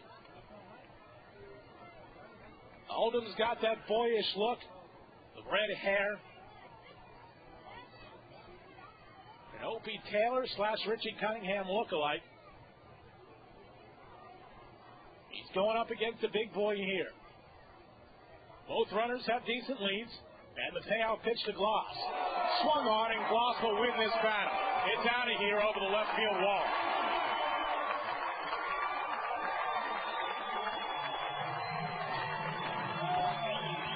The Rancho Cucamonga Quakes take a 4-1 lead here in the top of the 6th inning.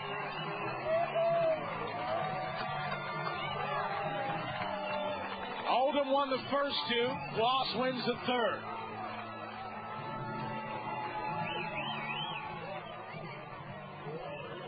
There was no doubt about that one from the time it left the bat. Hit over the left field wall and on top of the batting cage just behind the fence. Coming in to score, Willits and Budde. See how Oldham responds here. First pitch to Mike Napoli, up high for a ball. That was a big league home run right there. Oldham delivered the 3-2 and left it up high, and a big leaguer like Troy Glaus will make you pay. Swing and miss by Napoli, 1-1.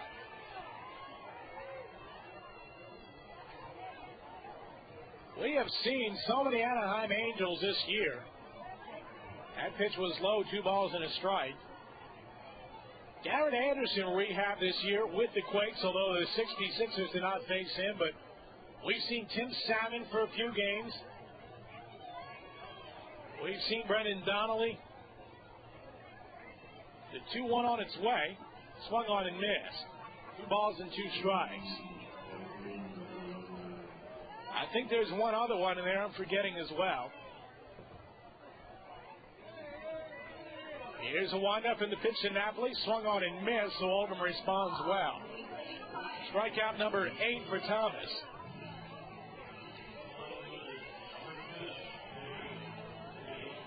David Gates will be the next one up. For Oldham, that was his 3rd home run, surrendered as a 66er, his 18th overall this year.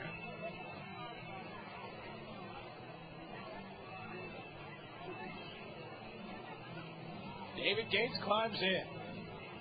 The Quakes have 3 switch hitters in their lineup tonight. Aybar and Willits, the first 2 in the order, as Gates swings and misses, 0-1. And B.J. Weed, batting out of the 8-hole, also can hit from both sides. The other 6 in the order are all righties. Gates with a closed stance awaits the 0-1 and bounces it foul toward the Sixer dugout. Oldham jumps ahead at 0-2.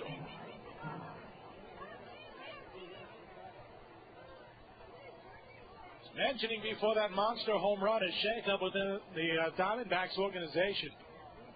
The El Paso franchise, the El Paso Diablos in the AA Texas League, as Oldham misses low, 1 ball and 2 strikes, has been purchased and will be moved to Springfield, Missouri next year. So El Paso could be without affiliated baseball for the first time in about 35 years. There are some local independent teams in the area. 1-2 missed outside, and the count now even. The officials for the Diablos had sworn up and down that the team would not be moving.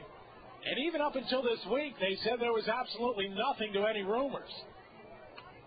2-2 floated into center field. Harris a few steps over toward his right, now in, and will make the catch for the second out.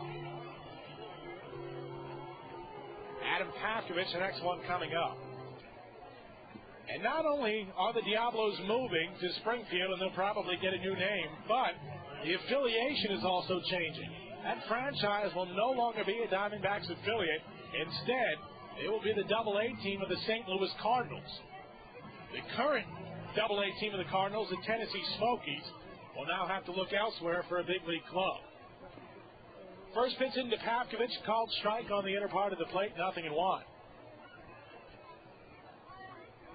The managing partner of that team, Bobby Brett, who also runs the High Desert Mavericks, swing and a miss by Pavkovich, 0-2.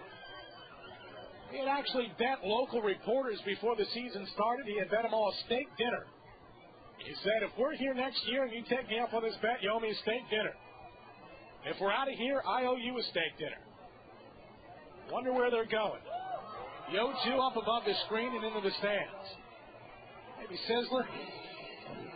Ponderosa, maybe. He owes a lot of reporters some T-bones. Whether he pays up or not is a different story. The 0-2 to Pavkovich by Oldham, up high, 1 ball and 2 strikes. Got a right-hander warming up for Inland Empire. That appears to be Mike Steele down there in the pen. Team was actually technically purchased by an 84-year-old hotel financier by the name of John Hammonds. Pitch outside, 2-2. Hammonds technically cannot own the team, although he'll run it. In fact, the field has already been named after him.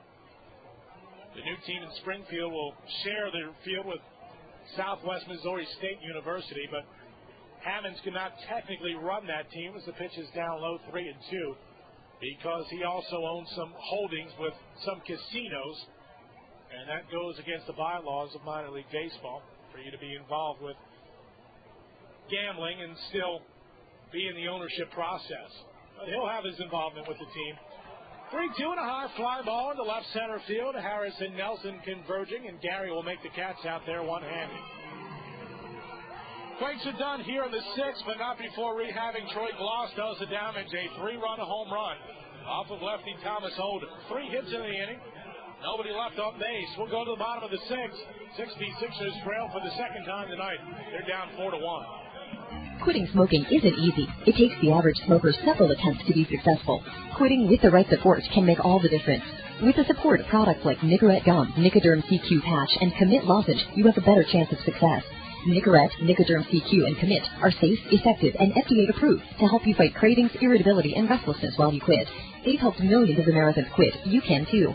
Use as directed. Follow dosing schedule. Individual results may vary. Support program improves chances of success.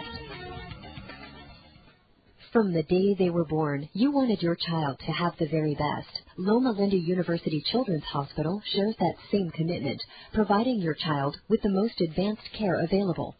Hospitals can be scary. Loma Linda University Children's Hospital provides a cheerful environment for more than 100,000 children each year, and they're the only children's hospital in the Inland Empire. Loma Linda University Children's Hospital. Information is at 800-825-KIDS. The SBC Smart Yellow Pages is the most popular Yellow Pages in San Bernardino County. Why? Because the SBC Smart Yellow Pages is complete, trusted, and reliable.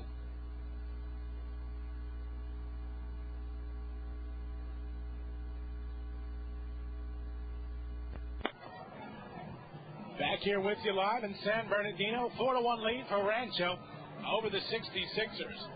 Get you caught up on what went on last night around the Mariners minor league system. Short season Northwest League, the Everett Aqua Sox lost to the Boise Hawks 8-4. The starter last night for the Sox was Jason Snyder. He went 7 innings, gave up 2 runs, though neither was earned on 6 hits. He struck out 6 and did not walk a batter, but Terry Forbes came in after him and wound up taking the loss. He gave up 4 earned runs in just a single inning. Former Sixer Roman Martinez pitched the final inning, gave up 2 hits and struck out 3. John Nelson to get things kicking here for the Sixers in the bottom of the 6th inning, facing Steven Shell. Pitch on the way, inside, 1-0. Offensively for the Sox last night, Brent Johnson and Astroval Cabrera each had 2 hits. Cabrera had a double and drove in a run. Mike Wilson also had an RBI. The 1-0 inside to Nelson, 2-0.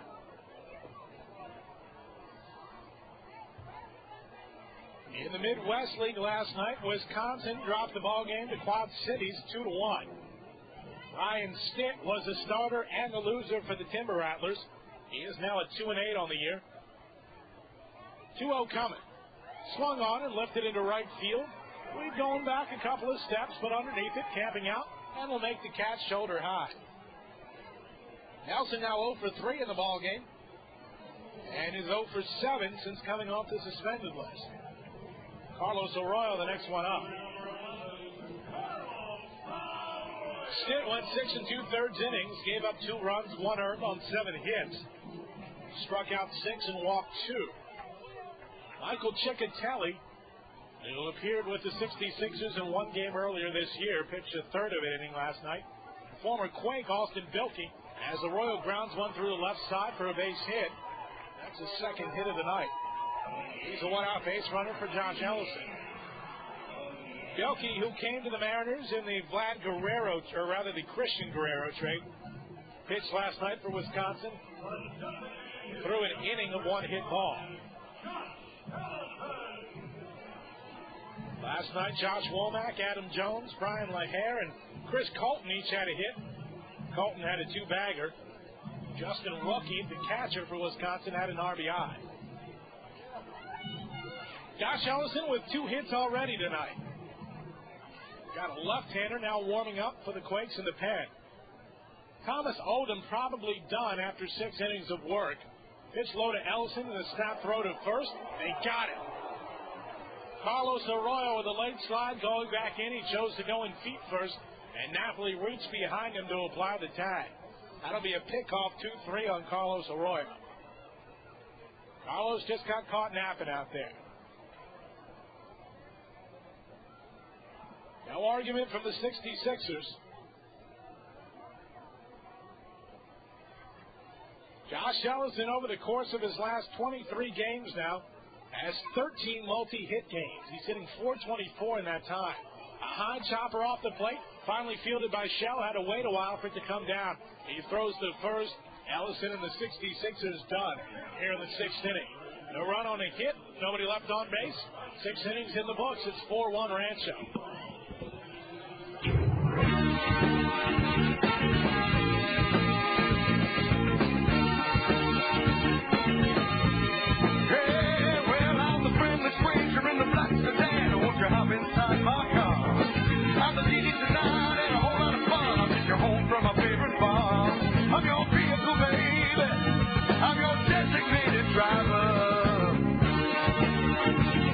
We all make a difference. Budweiser, Anheuser-Busch, St. Louis, Missouri. Community Hospital of San Bernardino's dedicated team of physicians, nurses, and general health care professionals have been serving the local community for nearly 100 years. They provide medical care that's both state-of-the-art and straight from the heart. They're located on Medical Center Drive between Highland and Baseline. Community Hospital of San Bernardino, the relief specialist. Information is available at 1-877-CHW-DOCS.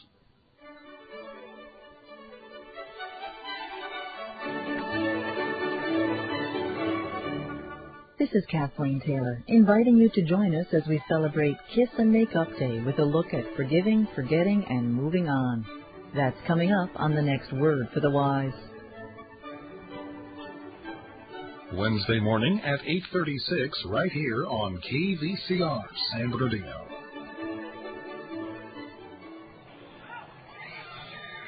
Well, it's a shame for Thomas Oldham. He pitched well, made just one mistake against a very grizzled veteran, but he'll be taken out of the ball game after 6 innings of work, trailing 4-1. The new pitcher will be Mike Steele for the 66ers.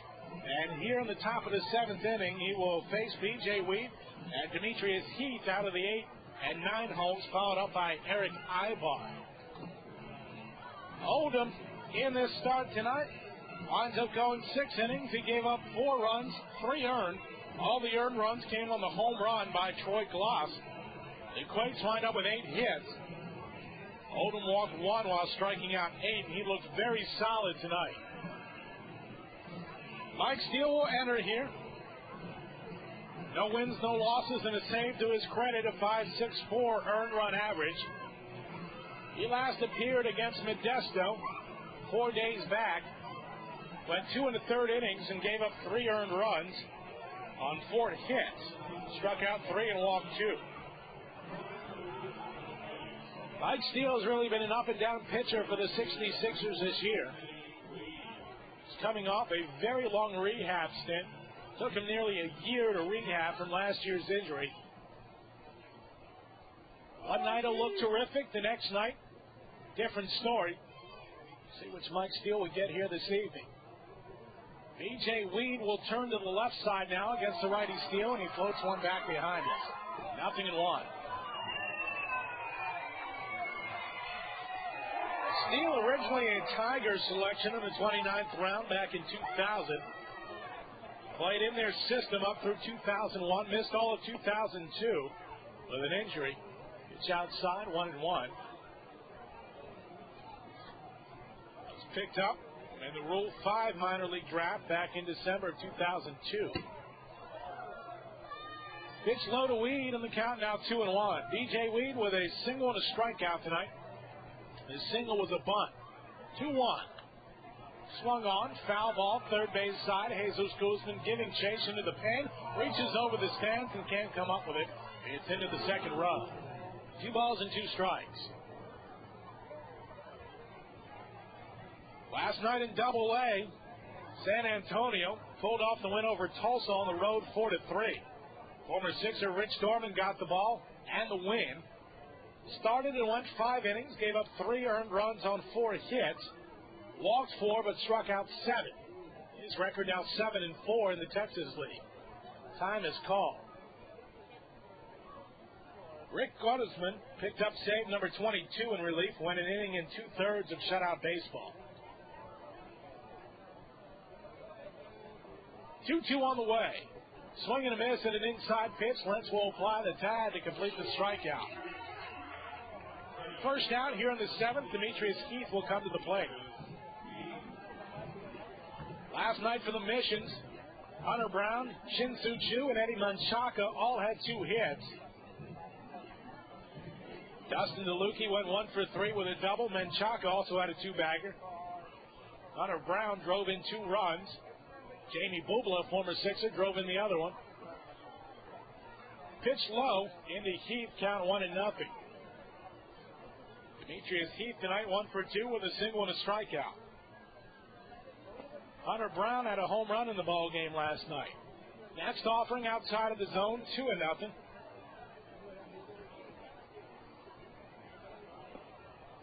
And Steele misses upstairs, 3-0.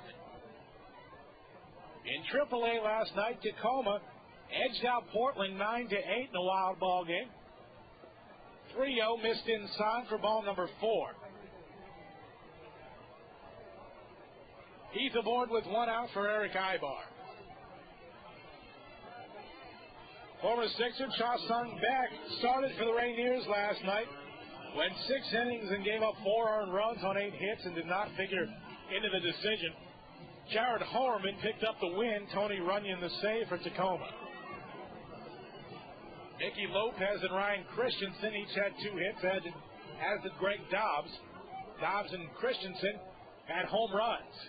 Christensen with 4 RBIs. Dobbs drove in 3 last night for the Rainiers. Steele out of the stretch delivers home to Aybar, who is also turned around to the left side. Pitch out of the zone, 1-0. Aybar with a single, a walk, and a pop-up. He scored a run and stolen a base.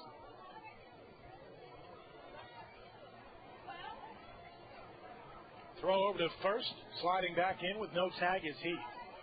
Some news on some former 66ers. John Castellano, who is now playing in the Eastern League with the Reading Phillies, went 1 for 4 today with 2 RBIs and a run scored. The 1-0 low, 2-0. Lentz was about to throw to first before he realized Erick Aybar was in the way. Reading, by the way, defeated Harrisburg today 7-2. Harrisburg, an affiliate of the Montreal Expos. Castellano batting .341 this year. Jason Van Meeteren went 1 for 3 today. He had a double, a run scored, and a walk. Hitting .300 this year. 2-0 the count to Aybar. Steele has missed with 6 in a row. There goes Heath, and the ball ripped into right field over the head of Matt Hagan. It's into the corner. Luckily, Heath slid into second base, and that'll prevent him from scoring. That'll be a double. And a good decoy there as well by the shortstop, Michael Garcia-Parra. Garcia-Parra came over to second base, realized the ball was going to be ripped into right field, and his only chance to prevent Heath from scoring was to hold up his glove as to indicate that a throw was coming in from Brian Lentz. But in fact, obviously, that was not the case. That forced Heath to slide in. Demetrius then popped up, looked around him, saw the ball in right field, easily advanced to third, but for the moment, that saved a run. A double for Erick Aybar, so 2 runners in scoring position with 1 out. The batter is Reggie Willits. The infield for the 66ers is in. They trail 4-1. Brian Lentz wants to talk things over with Mike Steele here.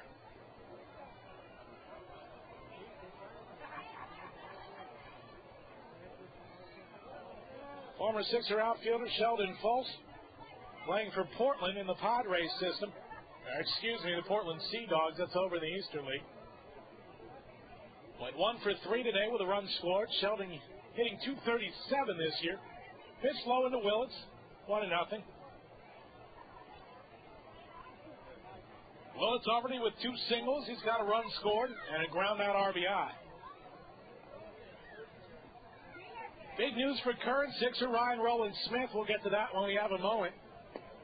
1-0 in there for a called strike and the count even. Around the Olympics today, in the semifinal round, Cuba defeated Canada 8-5. So Cuba advances to the gold medal game tomorrow. Canada will play for the bronze. And in the other matchup, Japan and Rowland-Smith's Australia team. 1-1, bounce to second baseman Gonzalez. He looks back, the runner, and will throw to first for the put out on Willits. Heath will stay put at third. Aybar still at second. 2 outs for Ryan Budde. Well, Australia defeated Japan today 1-0. Former Lake Elsinore Storm pitcher Chris Oxspring picked up his second win of the Olympics. He started the game and went 6 2/3 innings. Gave up 5 hits, struck out 5, and did not walk a single batter. Oxspring still in the Padres system. He's been pitching for Portland this year. Ryan Rowland-Smith did not get into the ball game today, but Australia will be playing for the gold medal tomorrow. Ryan Budde up at the plate. High towering pop-up back near the mound. Jesus Guzman called off by Michael Garcia-Parra. Oh, and he snow-coned the ball and almost popped out. It'll do, though. That's the end of the inning for the Quakes. They threatened, but nothing came of it. No runs on 1 hit, no errors, and 2 runners left in scoring position. It is stretch time here in San Bernardino. 4-1 in favor of Rancho. Hello, fine people of the world. It's me again, letting you know about the features of the Verizon Super Pages. You see, the Verizon Super Pages is the only Yellow Pages that's with you wherever you go. The Super Pages is on the Internet. The Super Pages can be downloaded to your cell phone. Other books just sit at home in a dusty drawer weeping like a little girl who just ate too much Halloween candy. Well, I, on the other hand, am Wiley. Online, on your cell, in the book, the Verizon Super Pages. Wherever you are, there it is. Omnitrans is working hard to provide the public with a level of service that's bigger and better. A listing of their system-wide improvements is in your bus book if you're a current Omnitrans rider or on their website. Omnitrans operates the nation's first gasoline-electric hybrid buses and over 100 buses powered by clean natural gas 7 days a week. Omnitrans will get you to work, school, or wherever life takes you with improved routes and better service. More information is at 800-966-6428 or on the web at omnitrans.org. Be smart, be safe. Omnitrans. This week, a Prairie Home Companion comes to you from Wolf Trap outside Washington, D.C., with that great Broadway singer, Kristen Chenoweth, the Hopeful Gospel Quartet, the Shoe Band, Peter Strushko, Mike Aldridge on dobro and steel guitar, Fred Newman doing sound effects, Sue Scott, Tim Russell, the news from Lake Wobegon, all coming up. this week. Saturday afternoon at 3, rebroadcast Sunday evening at 7 on KVCR San Bernardino. Quakes starter Stephen Shell will remain in the ball game to pitch to the 66ers in the bottom of the 7th inning. Inland Empire trailing the Quakes 4-1. New up here for the Sixers will be Brian Lentz, Matt Hagan, and Michael Garcia-Parra, the bottom three in the order. Finishing up a thought from before the break, the Australian Olympic team will play for the gold medal tomorrow. The first game will be Japan against Canada. The loser of that ball game gets a hearty pat on the back. The winner gets the bronze medal. And then Cuba matches up with Australia. Ryan Rowland-Smith is guaranteed at least a silver medal. And if Australia wins, they'll be bringing back a gold medal. Two of his teammates play for the Quakes. Outfielder Nick Kimpton and right-handed pitcher Rich Thompson. Ryan, I believe, due back into the States on Friday, if I remember correctly. Shell delivers to Lentz outside, 1-0. Ryan with a strikeout and a sacrifice tonight. So congrats already in order to Ryan Rowland-Smith. And he's been terrific in the Olympic Games. The 1-0 down and away. The official attendance out here tonight at the ballpark, 3,575. Terrific crowd for a midweek game. Left-hander loosening for the Quakes, 2-0. Fly ball out to right field. Weed camped out, can of corn for him. First out here in the 7th. See if we can get a read on that southpaw down there. We've also got a right-hander loosening for the 66ers as well. Matt Hagan will be the batter here. He's got an RBI single and a strikeout. Can't tell who that is down there for Rancho. Looks like that's Tanner Watson down there maybe for the Sixers. First pitch is shattered back from Hagan. A ground ball to the shortstop, Aybar. Late throw, a bouncer, and Hagan is safe with an infield single. Aybar couldn't dig the ball out of his levy. Now that's Greg Ware down there for the 66ers. Maybe Watson was throwing on the side. Infield single for Hagan. That's his second hit of the night. Michael Garcia-Parra, the next one coming up.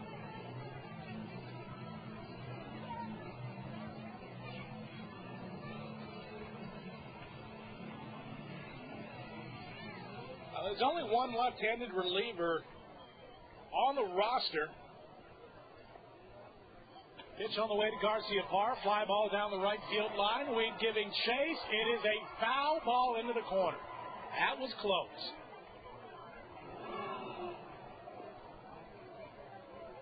There's only one left-handed reliever, and that's Justin Dowdy, listed on the Quakes roster. So I'm going to assume for the moment that that's him.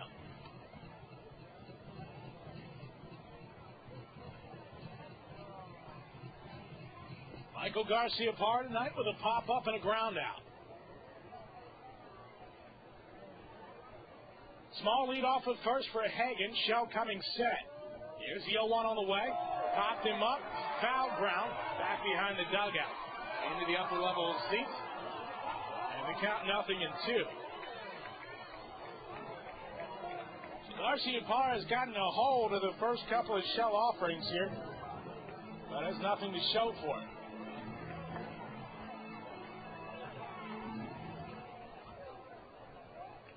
Here's the 0-2 on the way. Another fly ball, this time into center field. Willits looks like he has it. Stumbling backpedaling still, and he makes the catch. Holding it first is Hagan. That's the second out of the inning. And up steps Gary Harris.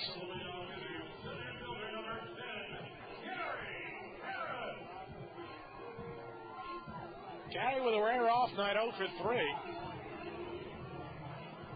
He was 0 for 4 on Sunday. Gary in his last 34 games has only come away hitless 3 times. One of them was a pinch hit appearance and when he went 0 for 1. Foul ball out of play up top. 0-1 the count. And another time he had a start where he went 0 for 2 with a couple of walks. You take that out of the equation. And the only really bad night he's had at the plate was back on Sunday when he went 0 for 4. That's over the course of a month plus. Throw over to first. Hagan stumbled a bit going back in, but he's safe. If Harris reaches, Juan Gonzalez will be the next one up. Sixers down 4-1 in the bottom of the 7th. Right-hander against left-hander. Here's a pitch on the way. Harris chases one outside and misses 0-2. Around the California League, High Desert leading Lake Elsinore 9-4. They're in the 6th inning. San Jose and Lancaster even at 3 apiece. They're also in the 6th. Stockton doubling up Modesto 10-5 in the 5th. And Bakersfield all over Visalia 10-0 in the 7th. The 0-2 on the way. Swung on. Did Harris get a piece of it? He did, but it's hung on to by Budde for the strikeout. Sixers here in the 7th get a hit, but Hagan left on first base to end the frame. We'll go to the 8th inning. Inland Empire trailing Rancho 4-1. San Bernardino, you could use a change. Is it time for you to change your motor oil and filters? The Public Services Department has free used oil and filter collection containers available to City of San Bernardino residents. Containers are available at City Hall at 300 North D Street. Please bring a valid ID and your current water bill, only one of each per household. Used motor oil may be taken to any certified recycling center in San Bernardino. For a complete listing, the number is 1-888-OIL-DROP. This program is funded by a grant from the California Integrated Waste Management Board. If your home team is hungry for a mealtime winner, there's Carl Budde. With 9 flavors like smoked turkey, honey ham, and corned beef, they've got taste and variety that won't strike out. Plus, Carl Budde offers the convenience that keeps meal preparation time from going into extra innings. Original Carl Budde is available in 2.5-ounce, 8-ounce, and 1-pound sizes at your local grocer. Carl Budde, a real slice of life. Hi, it's Lynn Rossetto Casper. This week we're taking a look at food, sex, and foraging with naturalist Susan Allport. Josh Wesson pairs wine with corn. We unearth an outlawed hot sauce and the Stearns & Noshin French bread pizza from a truck in Ithaca, New York. Join us at the Splendid Table, the show about life's appetites. Sunday morning at 10 on KDCR, San Bernardino, Riverside.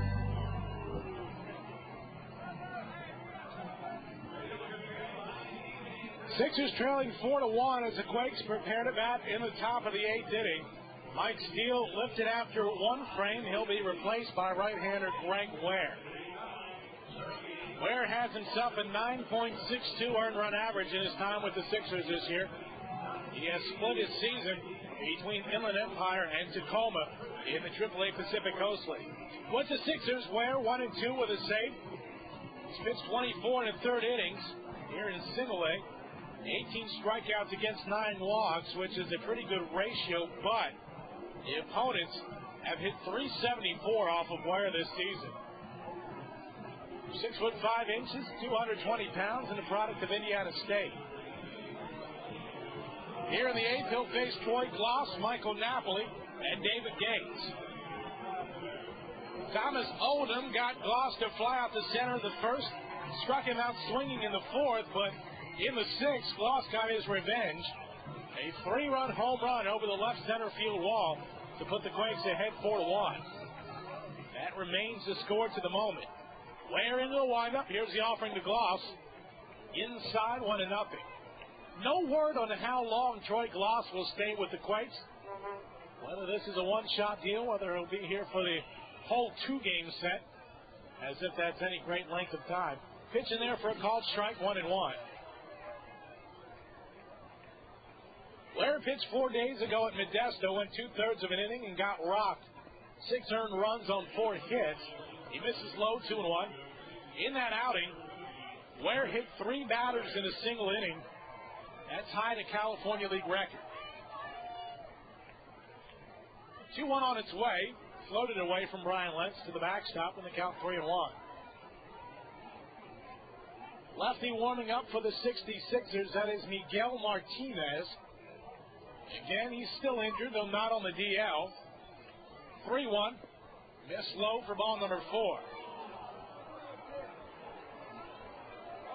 Martinez, much like righty Tanner Watson, going through some tendonitis in his pitching elbow. Martinez hasn't pitched in forever. Michael Napoli has 3 strikeouts tonight. He'll come to the plate here. Last time we saw Miguel on the mound was way back on July the 26th. That's nearly a full month ago. We're working out of the stretch. Here's a pitch on the way. Missed down and outside. 1-0. In the on-deck circle is David Gates.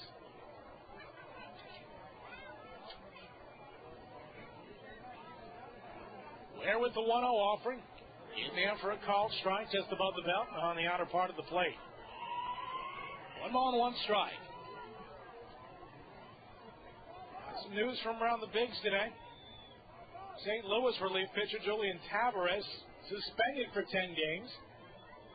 The 1-1 got away from Lentz and rolls to the backstop. A wild pitch on Greg Ware. And Troy Glaus goes to second. So a runner in scoring position now for Napoli. Tavares suspended because he applied a foreign substance. It was basically pine tar to his helmet. Or to his pitching hat, I should say. Tavares appealed the suspension. It was set to start tonight. Of course, once a player appeals a suspension, he doesn't have to sit out until after his hearing. The 2-1 on the way. Down low, 3 balls and a strike.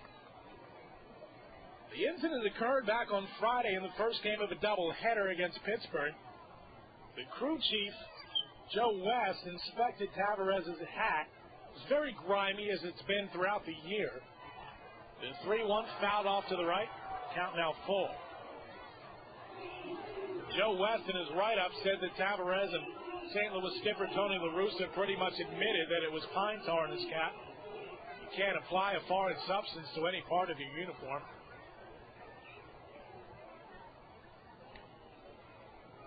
Tavares did the best thing he could think of at the time. The 3-2 swung on and missed by Napoli. The golden sombrero for him. 4 strikeouts in the ballgame. 1 out for David Gates. Tavares, before leaving, actually put his arm around the home plate umpire, Ron Copa. Suggested that the two get a beer after the game. Tavares this year 5-3 with 3 saves and a 2.49 ERA. While 10 games might seem a lot for something like that, it's because it's a pitcher. You suspend a pitcher for 2 or 3 games, it really doesn't affect them, especially a starter, because they're only going to throw every 5 days. So what it amounts to in the end is a 2-game suspension for Tavares. He'll miss 2 starts because of it.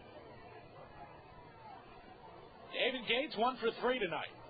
That was Justin Dowdy down there, by the way, warming up for Rancho last inning, and he is done now.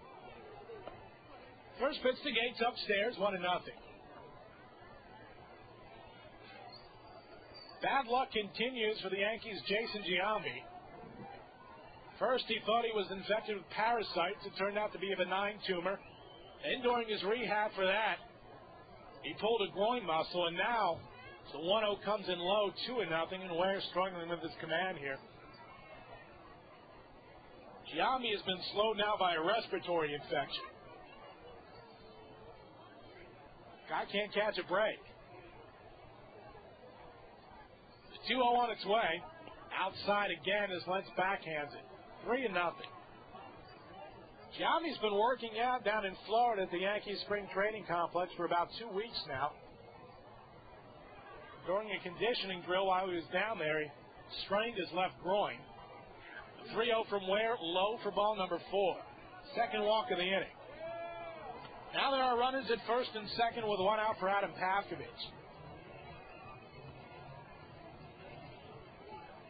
Giambi, despite the respiratory infection and all the other ailments, still went through a 2-hour indoor workout today. His goal is still to rejoin the Yankees at some point this season. He hasn't played since July the 23rd. Meeting of the minds here on the mound between Brian Lentz, Greg Ware, and 66er pitching coach Dwight Bernard. Quakes really have a chance to put this one away. They already lead 4-1. We're in the top of the 8th. Paskovich tonight 0 for 3 with a strikeout, a fly out, and a ground out. Bad news if you're a Dodger fan.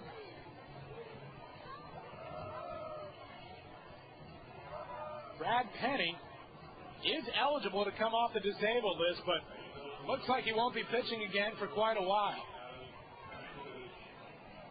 Paskovich steps in here. Ware looking in. He'll come set just above the bell. Here's the first offering, down in the dirt. Good block by Lentz. Rolled up the first baseline about 2 feet, but nobody able to advance. 1-0 the count.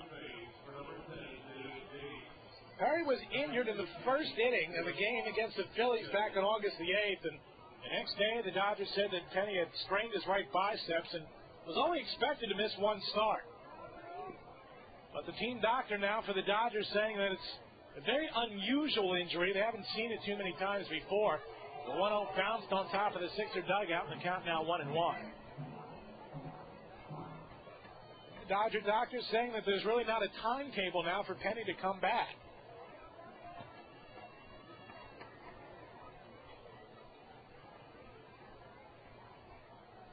Pain caused in Penny's biceps is actually an irritated nerve. Swing and a miss by Paskovich, the count now 1-2. That irritation, according to Penny, is pretty much dissipated, but he says he still feels some slight numbness in his forearms at certain times. Penny was making just his second start when that happened with the Dodgers. 1-2 swung on and missed. So Greg Ware, in addition to walking 2, has struck out 2 in the 8th. B.J. Weed will be the next one up.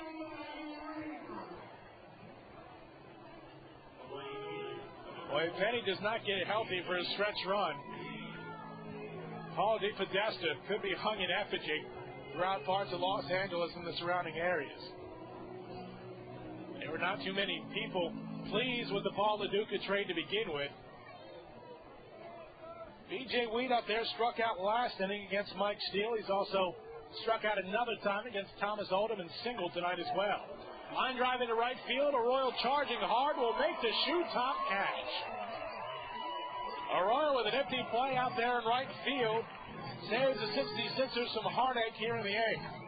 Quakes go down, no runs, no hits, 2 walks, 2 strikeouts, and 2 left on. Sixers coming to bat in the bottom of the 8th inning, still trailing 4-1. Toyota of Redlands is pleased to once again be partnering with the California League champion 66ers. Located at 1139 West Redlands Boulevard, Toyota of Redlands has a line of new 2004 Toyota cars and trucks, as well as certified pre-owned Toyota vehicles. Toyota of Redlands is part of the local community just like you and believes in personal relationships, and they're open 7 days a week. More information is at 793-0300 or on the web at toyotaofredlands.com. Which Yellow Pages do more people in San Bernardino County use? The SBC Smart Yellow Pages, of course. They're online at smartpages.com. I'm Scott Schaefer, host of the California Report, and I hope you'll join me for our next program. The Golden State often takes center stage in politics, policy, and culture. Each day, our journalists in Sacramento, San Francisco, the Central Valley, and Southern California report and analyze the news.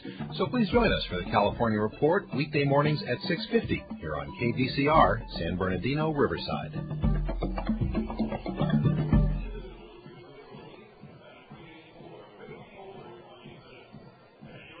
Well, thank goodness Stephen Shell is out of the ball game. The starter for the Quakes goes 7 innings, gave up an earned run on 7 hits. He struck out 6 66ers and walked 2. New pitcher in his place will be southpaw Justin Dowdy. Here in the 8th, he'll face Juan Gonzalez, Jesus Guzman, and John Nelson, the 2, 3, and 4 hitters for the 66ers. Inland Empire trailing 4-1 after 7.5. Dowdy this year with a 1-3 mark and a 5.82 earned run average with the Quakes. This will be his 10th game. He started 3 games for the Quakes as well. 21 2/3 innings worth of work. Struck out 21 while walking 14. He's given up 5 home runs. And the Cali getting 295 off of him. Dowdy is split time this year between the Quakes and their low A team. Dowdy's last appearance came on Saturday in Lake Elsinore in Game 2 of their doubleheader. Went 2 in the third innings. No runs, 2 hits, a walk, and no strikeouts. First batters this year against Dowdy are hitting .333. Hopefully the Sixers can jump on him. Rancho Cucamonga scored an unearned run in the first on an RBI ground out from Reggie Willits. Inland Empire responded and tied the ball game at the bottom of the second as Matt Hagan singled home Carlos Arroyo. But the Quakes in the top of the sixth, a 3-run home run from Troy Glaus off of Thomas Oldham. Pitch outside to Gonzalez, 1-0. Gonzalez, a switch hitter, will flip to the right side here against the port side of Dowdy. Gonzo against Shelwyn, 1 for 3 with a single.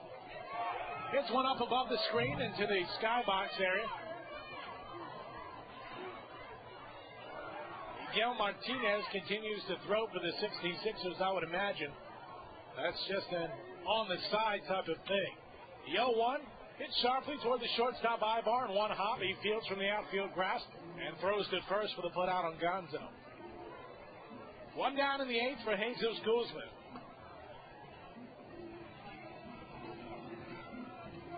Sixers down to their final 5 outs. Now today for Atlanta, the scheduled starter, Paul Bird, wound up skipping his start. Experienced some stiffness while throwing during his off day yesterday. Russ Ortiz wound up starting against the Rockies.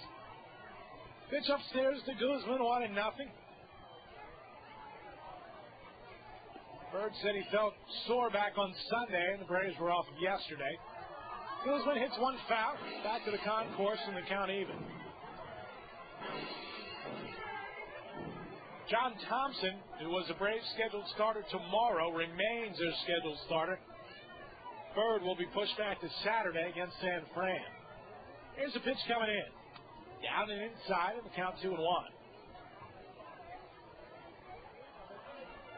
Bad news for the Rockies. Preston Wilson today placed on the 15-day DL. Continued soreness in his left knee. Now the pitch hit back to the skybox area toward our right, and the count even at 2-2. Von Sturzbach loosening down there in the pen along with fellow righty Dustin Griffith. They're just playing catch right now. No catcher involved. 2-2 way inside to Guzman, and the count now full. Preston Wilson now on the DL for the second time this year. He missed nearly 2 months earlier in the season with that very same injury, an injury that he underwent surgery on in the offseason. Dowdy deals low to Guzman. That's ball number 4, and Jesus draws his second walk of the night. Jesus has been walking with more regularity in recent weeks. Sean Nelson now comes up. Guzman has now drawn at least 2 walks in 11 different games.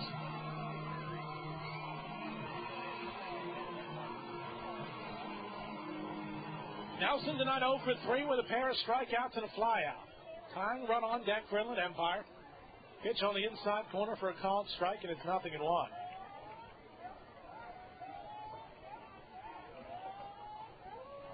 A guy who made a couple of rehab stints in the Cal League this year. San Diego Padre lefty Sterling Hitchcock, placed on the 15-day disabled list today. Nelson chases a low offering and misses. Count 0-2. Right-hander Dennis Tangersley was recalled from AAA Portland. Outfielder Brian Buchanan elected to become a free agent rather than accept a minor league assignment. Buchanan also played a few games for the Lake Elsinore Storm this year.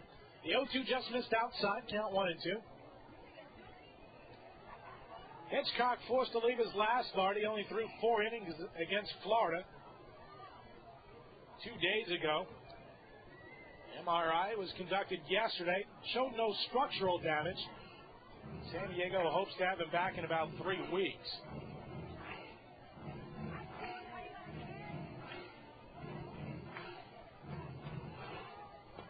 Sixers down 4-1 in the bottom of the 8th inning. Guzman leading off at first base. Looks like Griffith and Sturzbach are done their long toss out there. The 1-2. Swung on and lifted into right field, shallow for B.J. Weed, but he'll catch it for the out. 2 down now for Carlos Arroyo. And Nelson is 0 for his last 8.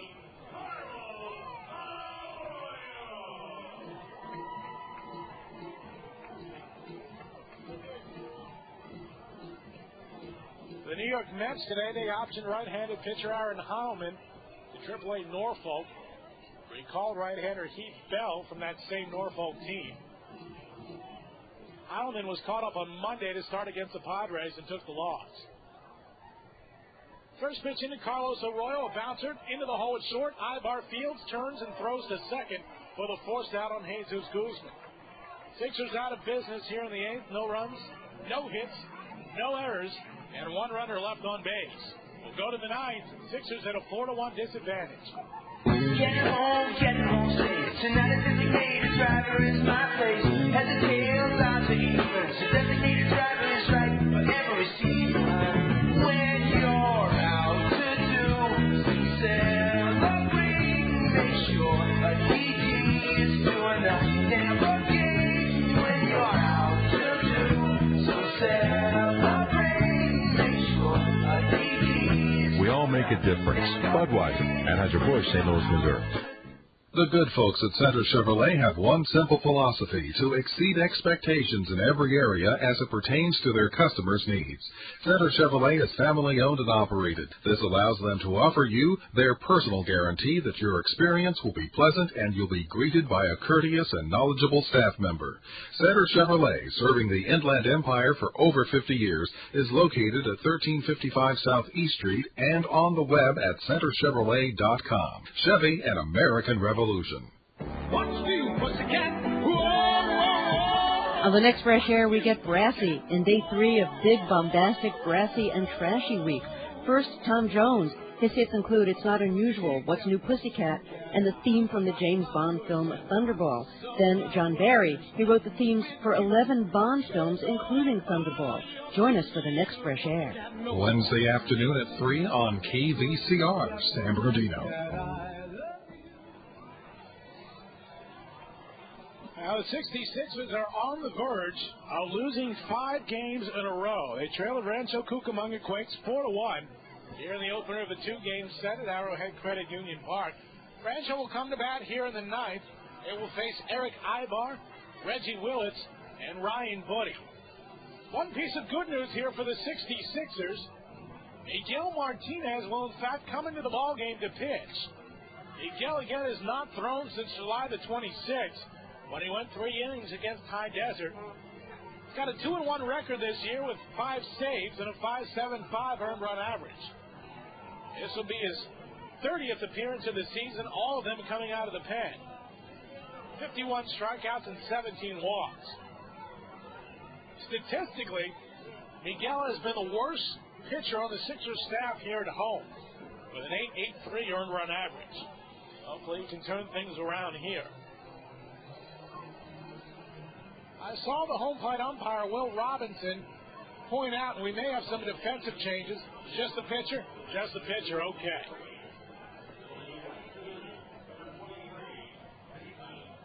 Just conferring with our scorekeeper, Bill. Demetrius Heath to lead things off here. He's got a single, a strikeout, and a walk. Sixers lost the series finale to Bakersfield back on Thursday. Dropped all 3 games to Modesto at John Thurman Field over the weekend. Sixers have lost 4 in a row, 5 out of their last 6. This is certainly not the way you want to enter the playoffs, and fortunately for Inland Empire, they've still got a few weeks left before they're at that threshold. Dustin Griffith back up in the Quakes pen now, warming up.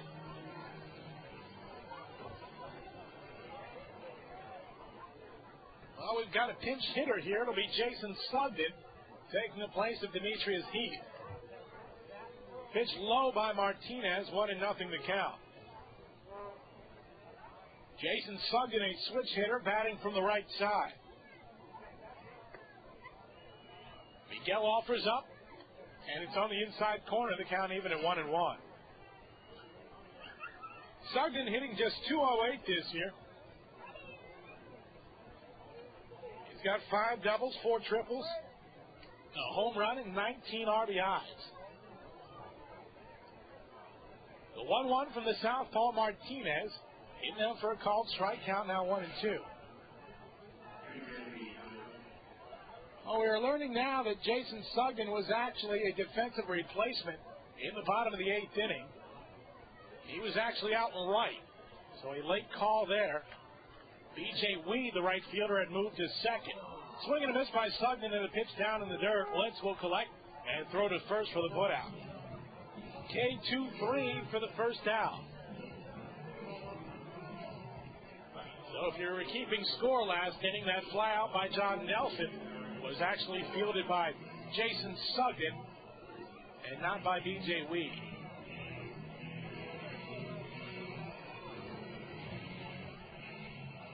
Next hitter here is Erick Aybar as the Quakes turn it over to the top of the order. Aybar tonight with a double, a single, a walk, and a pop-up. Pitch on the way from Miguel. Turned him inside, 1-0. Martinez stands at 6 feet 2 inches. He weighs 190 pounds. Native of Puerto Rico. Played his college ball at Miami-Dade Community College in Florida. 1-0 in there for a called strike, 1-1. Miguel pitched for Wisconsin last year. Everett the year before.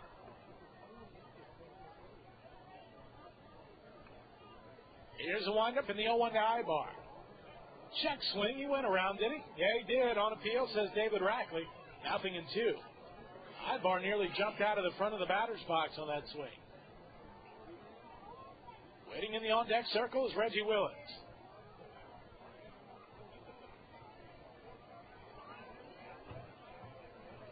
Here's the 1-2 from Martinez. Swing and a miss. What a nasty breaking ball that was. A little 12-6 change up there from Miguel. Aybar swung at something he thought was coming in about chest high, and it wound up below his knees. 2 strikeouts in a row here from Miguel Martinez.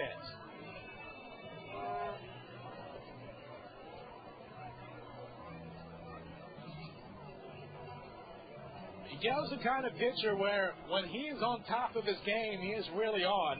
And when he's not, it's not fun to watch. There seems to be no happy medium for Martinez out on the mound. There's a pitch on the way. Oh, it plunked Willits. Willits looking out at Martinez, and I'm guaranteeing you folks that was not intentional.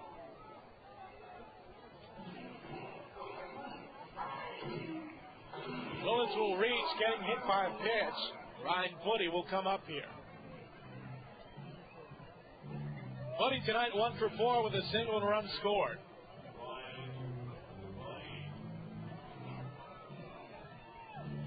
Martinez has allowed runs in 10 of his 29 appearances, but in 9 out of those 10, he's allowed multiple runs. So when it's good, it's great. When it's bad, it's awful. Ryan Budde will dig his right foot in, now plays his left foot in. Martinez out of the stretch for the first time. His back knee bent, his front leg straight. Pitch on the way, just missed low. 1-0. Angel Troy Glaus waiting in the on-deck circle.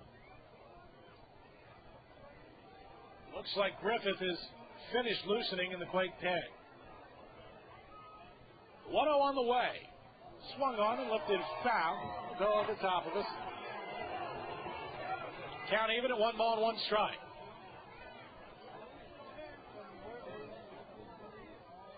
Take a look at this day in baseball history on August the 24th. Back in 1905, a game in Philadelphia, the Cubs beat the Phillies in 20 innings, 2-1. Swing and a miss by Budde, and the count 1-2. The pitcher that day, Ed Rollback for Chicago, went all 20 innings. We have not seen an effort like that in decades, and we never will again in the big leagues. Oh, they've got the runner picked off, throw down to first, but nobody was covering second, and Reggie Willits will have himself a stolen base. Juan Gonzalez and Michael Garcia-Parra both failed to cover until it was too late. Matt Hagan had nobody to throw to, and Hagan wisely didn't attempt anything.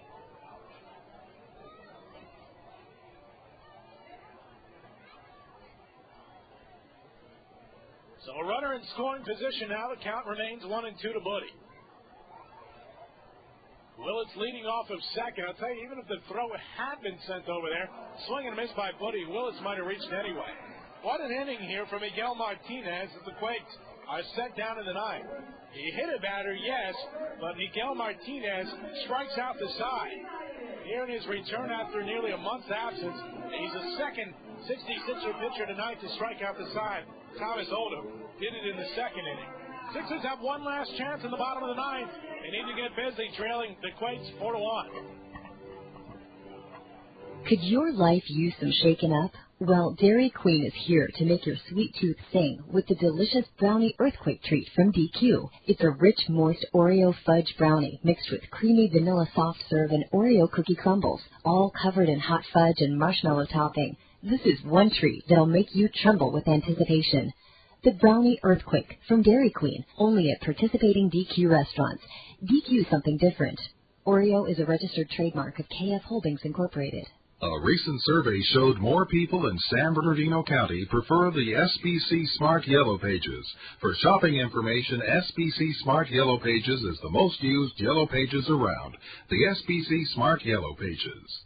The world is pumping more oil than ever before. 82 million barrels every day. The question is how much longer this can go on. I'm predicting that the world peak, smoothed out, is going to fall on Thanksgiving Day, 2005, with an uncertainty of only about 3 or 4 weeks on either side. I'm Steve Inskeep. The future of oil, tomorrow on Morning Edition from NPR News. Right here on KVCR, San Bernardino.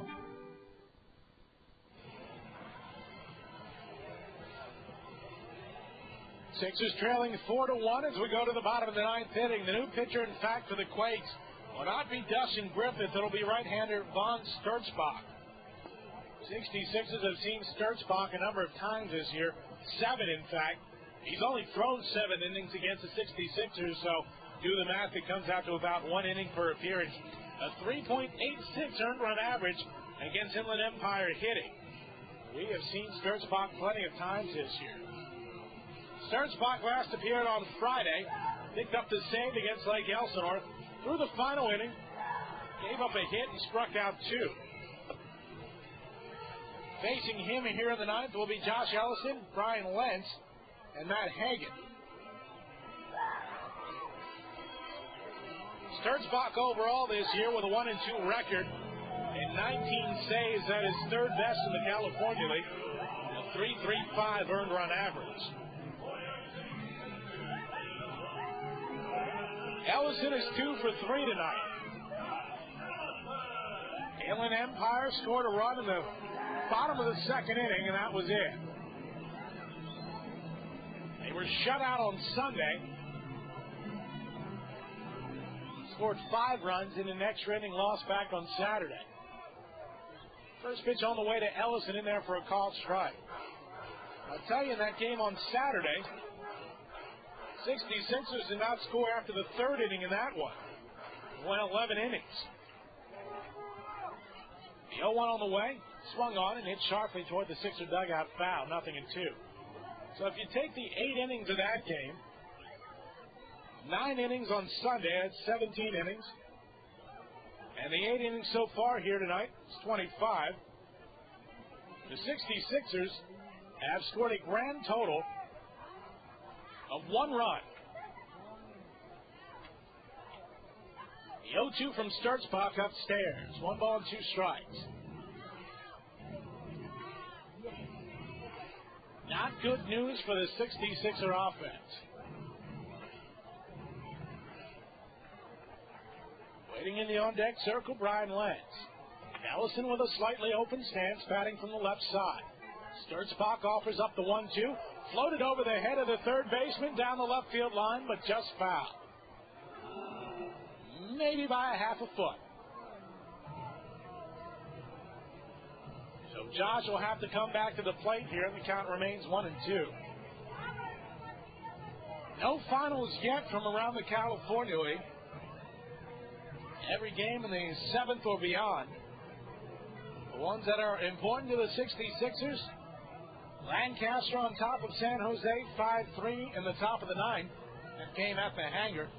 And High Desert leading Lake Elsinore 9-7 in the top of the 8th. They're playing in Adelanto tonight. Sturzbach with the 1-2 to Ellison. Swung on and chopped to the first baseman. Foul. Just went by the bag. So Ellison will do it again here. On this date in baseball history, in 1951, 1,000 fans behind the St. Louis Browns dugout were given yes and no signs to vote on decisions to be made by the coaching staff. That was the brainchild of Bill Beck, and you know what? The Brockton Rocks, I believe they're going to do it again some point this week. They're going to bring that back. Try to influence the coaching decisions. By the way, the Browns beat the Phillies that day 5-3. The 1-2, a high pop-up back behind third and foul ground is Adam Pavkovich, and he'll make the catch near the line. A pop foul out from Josh Ellison. 66ers down to their final 2 outs.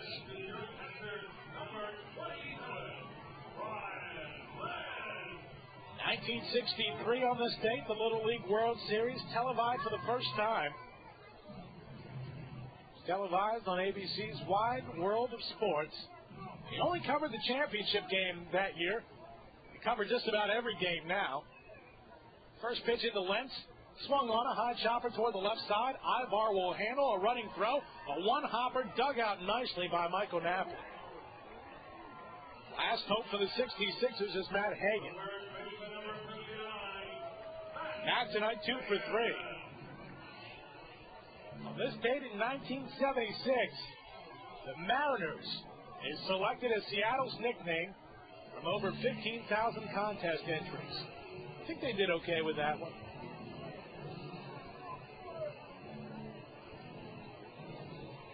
If Matt reaches, Michael Garcia-Parra would be the next one. Here's a windup in the pitch from Sturzbach. In there for strike number 1 at the waist.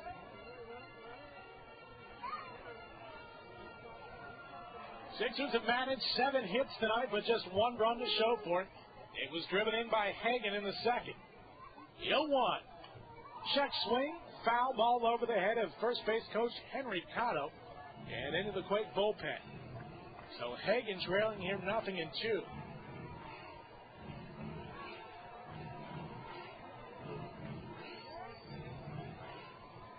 Sixers looking to rally. Sturzbach looking to put it away. 0-2. Swung on and a high fly ball down the left field line into the corner. It'll be extra bases for Matt Hagan as it hops off the fence. Here's the throw from Gates, cut off by the relay man Aybar.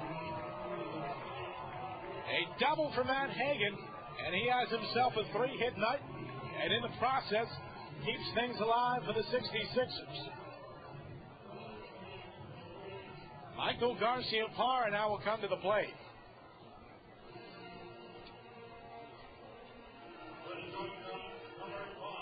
Matt Hagan this year, that is the 7th time, pardon, the 5th time, that he has come through with a 3-hit effort. Michael Garcia-Parra 0 for 3. Hagan leading away from second, nobody holding him on. Pitch in there for a called strike to Garcia-Parra, and the count 0-1.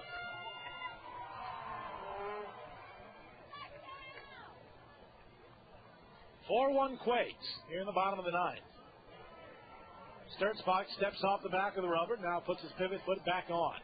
His feet separated, and his front foot off to the third base side. Now brings them together, looking back. Here's the 0-1 on the way. Jammed Garcia-Parra, puts it back behind second base. Fielding his heat, he throws to first, and Garcia-Parra out by about a half a step. That's the ball game, folks. Rancho Cucamonga Quakes tonight defeat the 66ers by a final of 4-1. We invite you to stay with us for the post-game show. It's coming up next. You've been listening to Inland Empire 66ers baseball on KVCR. Today's game has been made possible by Loma Linda University Children's Hospital, the only children's hospital in the Inland Empire. By Toyota of Redlands on West Redlands Boulevard and on the web at toyotaofredlands.com. By Omnitrans, be smart, be safe. By Community Hospital of San Bernardino. And by Center Chevrolet, family-owned and operated in San Bernardino. Don't go away, the 66ers post-game report is coming right up.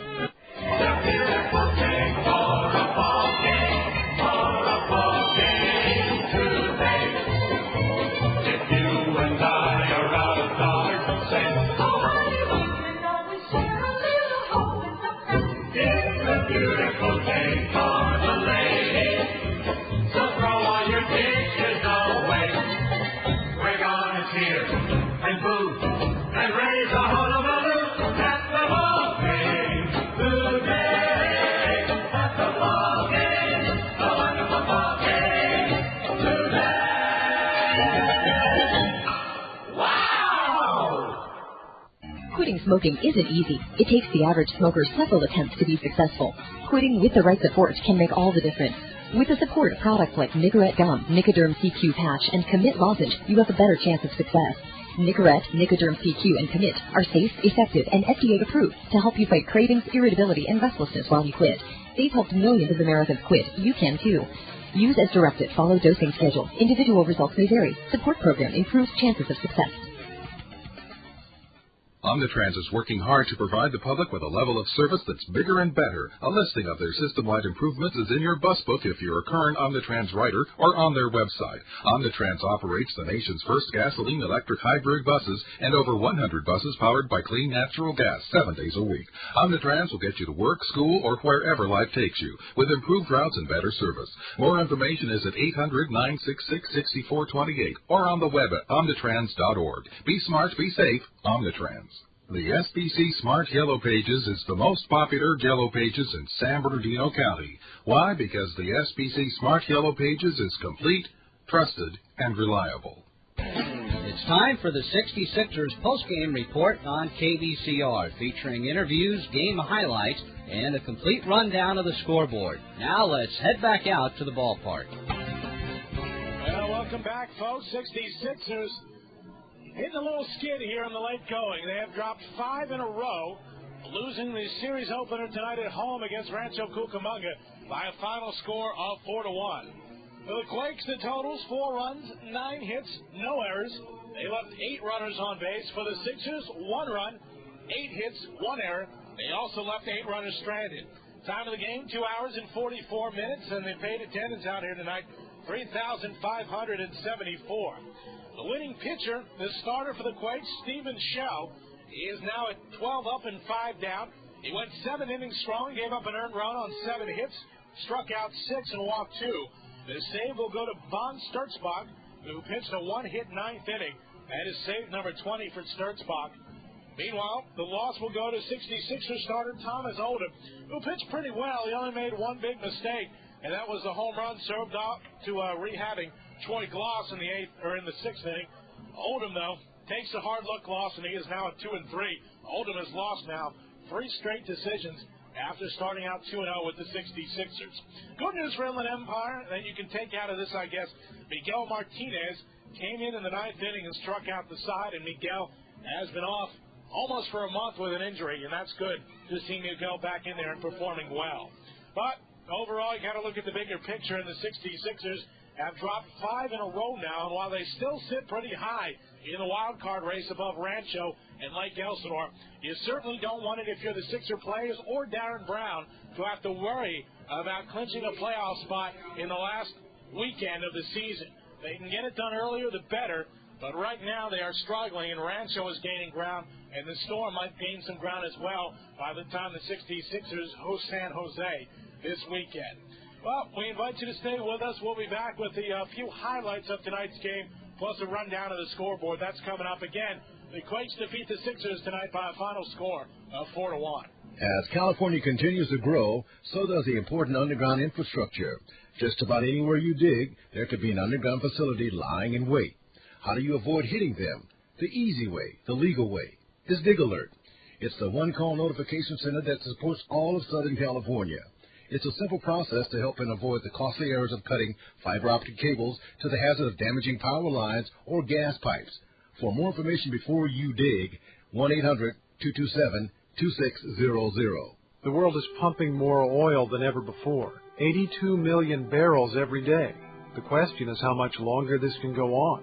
I'm predicting that the world peak, smoothed out, is going to fall on Thanksgiving Day, 2005, with an uncertainty of only about 3 or 4 weeks on either side. I'm Steve Inskeep. The future of oil, tomorrow on Morning Edition from NPR News. Right here on KDCR, San Bernardino. Mike Wagenheim back with you live here at Arrowhead Credit Union Park. Tonight the Quakes defeat the Sixers 4-1, the final score. Rancho Cucamonga got on the board first in the first inning. Erick Aybar had himself an infield single that he hit off of Sixers starter Thomas Oldham and rolled toward the third base side. Aybar then reached second base on an error as Brian Lentz, trying to pick off Aybar at first base, threw the ball over the head of Matt Hagan and into the right field bullpen. Aybar then stole third base, and the batter up at the time, Reggie Willits, grounded out to Michael Garcia-Parra, but in the process brought home Aybar. It turned out to be an unearned run for the Quakes, but a run nonetheless. 66ers would respond in the bottom of the second inning. Carlos Arroyo led off with a single to center field. Josh Ellison had a single of his own. Arroyo went to third on the play. Ellison tried to dig for second when he saw the throw going into third, but he wound up getting gunned down 8-4. Brian Lenson struck out looking, so there were 2 outs in the inning. Carlos Arroyo on third base for Matt Hagan. About the same. Shell delivers Hagan with a swing and a fly ball into center field that'll bounce in there for a base hit. Coming home to scores Carlos Arroyo. We got a tie ball game at 1 apiece. Matt Hagan driving in the run. Michael Garcia-Parra, the next one up, popped out to end the inning. So it was a 1-1 ball game after 2 and remained that way for quite some time up until the 6th inning. Thomas Oldham gave up a leadoff single to Reggie Willits to right field.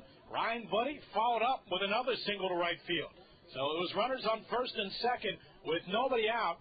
The rehabbing angel Troy Glaus, playing tonight for the Rancho Cucamonga Quakes, had flied out to center field in his first at-bat. Oldham struck him out swinging in the 4th inning in his second at-bat. But Oldham was taught a difficult lesson in the 6th inning. You don't leave a ball up in the zone to any major leaguer, let alone a rehabbing major leaguer, and Troy Glaus took him deep. He's going up against a big boy here. Both runners have decent leads, and the payout pitch to Glaus. Swung on, and Glaus will win this battle. It's out of here over the left field wall.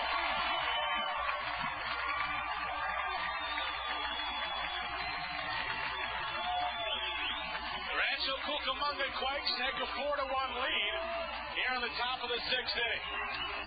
And as you heard tonight, there were many Troy Glaus fans in attendance. If they weren't rooting for the 66ers as a team, they showed their affection for the Anaheim Angel tonight. So, Quakes wound up taking a 4-1 lead after 5.5 innings. The 66ers could not find any offense the rest of the way. They got a hit in the 6th, but Carlos Arroyo picked off. An infield single by Hagan in the 7th inning, a walk by Guzman in the 8th, and a double by Hagan in the 9th. But it was too late at that point. The Quakes went up 4-1 in the 6th, and that would be the final score tonight. They'll play again tomorrow, though. 66ers will send Red Johnson out to the hill to take on lefty Daniel Davidson for Rancho Cucamonga. Take a look at the Major League scoreboard. Around the junior circuit tonight, Anaheim leading Kansas City 7-5 in the bottom of the 8th inning. Final from Toronto, the Red Sox defeated the Blue Jays 5-4. Tim Wakefield was the winning pitcher. The Yankees scored in the top of the 9th inning and defeated Cleveland today 5-4. Elsewhere, it was the Chicago White Sox with a 9-5 victory over Detroit. Texas defeated Minnesota 5-4 by scoring 2 runs in the bottom of the 9th inning. In fact, Texas scored all 5 of their runs from the 7th inning on. Seattle lost to Tampa Bay today, 6-5. The Devil Rays scored 2 in the top of the 9th inning. The Mariners responded with 3 in the bottom of the 9th, but it would not be enough. Ryan Franklin was the losing pitcher. He is now at 3-13 on the season. Tino Martinez did have a home run for Tampa Bay. That's his 20th of the year. And Oakland defeated Baltimore today by a final of 6-2. Mark Mulder, the winning pitcher. Sidney Ponson, the loser. Home runs for Jermaine Dye and Eric Chavez. Over in the National League, Los Angeles all over Montreal, a final score of 10-2.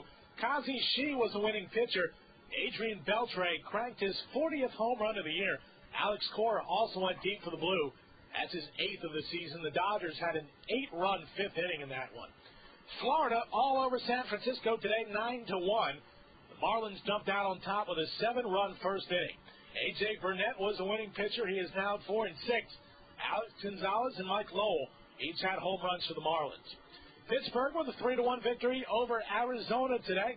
The final in 10 innings, the Reds defeated the Cardinals 4-3. Elsewhere in the National League, the Padres sneaked a win out over the Mets 3-1. David Wells was the winning pitcher. Chris Benson the loser, and Trevor Hoffman with his 32nd save. Atlanta scores 4 in the bottom of the 6th inning and goes on to a 6-5 win over Colorado. John Smoltz picked up his 33rd save of the year. Jeremy Burnett had a home run for the Rockies in the loss. That is number 32 for him. The Rockies were actually up 4-0 after a half inning of play and still lost the ball game. The Cubbies scored runs in, let's see here, 7 of the 8 innings in which they batted. They defeated the Brewers today 13-4 behind Matt Clement. He is now at 9-11 with the victory. Chris Capuano was the loser, and Glennon Rush picked up save number 2. The Cubs hit 4 home runs in that one. Alou, Lee, Ramirez, and Alou again. He had 2 and is now up to 31 on the year. Finally, Houston defeated Philadelphia 4-2 today. Roy Oswalt was the winning pitcher, and the save went to Brad Lidge. Carlos Beltran had a round tripper for the Astros, as did Placido Polanco for the Phillies. Give an update here on the California League scoreboard and see if we have any more finals rolling in. We do. The Jethawks defeated the Giants today 5-3. Mike Watson was the winning pitcher. Jason Marquette picked up the loss, and Sam Smith recorded his first save of the season. Nate Sherholtz went deep for San Jose, as did John Zarengi and Jared Ball for the Jethawks. So the 66ers have now fallen 4.5 games out of first place, and Rancho Cucamonga, with the win, actually leapfrogs the 66ers in the second half standings. Elsewhere in the top of the 8th inning, High Desert leading Lake Elsinore 9-7. If the Mavericks, and that's a big if because they're playing in Maverick Stadium, if High Desert holds on for that win, the 66ers' magic number to make the playoffs would be cut to 5. In the top of the 8th inning as well, Stockton leading Modesto 10-8. That game being played at Billy Hebert Field in Stockton. And finally, in the 8th inning, Bakersfield leading Visalia 10-0. At your out-of-town scoreboard, again, the final here tonight, the 66ers lose to the Quakes 4-1. We'll be back to wrap things up in just a moment. If your home team is hungry for a mealtime winner, there's Carl Budde. With 9 flavors like smoked turkey, honey ham, and corned beef, they've got taste and variety that won't strike out. Plus, Carl Budde offers the convenience that keeps meal preparation time from going into extra innings. Original Carl Budde is available in 2.5-ounce, 8-ounce, and 1-pound sizes at your local grocer. Carl Budde, a real slice of life. Art plundered by the Nazis during World War II, the looting of Iraq's art museums and historical sites, the rights of artists who create work in public places. We've drawn these issues together under the heading, Who Owns Art? I'm Margot Adler. Join me for a tour through art world controversies next time on NPR's Justice Talking. Sunday afternoon at 2 on KVCR, San Bernardino, Riverside. Final score here tonight, the Rancho Cucamonga Quakes defeat the Inland Empire 66ers 4-1 in the opener of a mini 2-game series. Tomorrow, Rhett Johnson will get the ball again for the 66ers, a rehabbing right-hander with a mark of 2-2 with the Sixers. He will go up against lefty Daniel Davidson, who is 11-6 this year for Rancho Cucamonga. First pitch tomorrow at 7:11 p.m. We'll be on the air at 7-Up. Right here on KVCR and on SportsJuice.com. We hope you join us for that one. 66ers will have the day off on Thursday And then San Jose rolls into town on Friday. Winning pitcher tonight again was Steven Shell. Loser Thomas Oldham, and the save went to Von Sturzbach.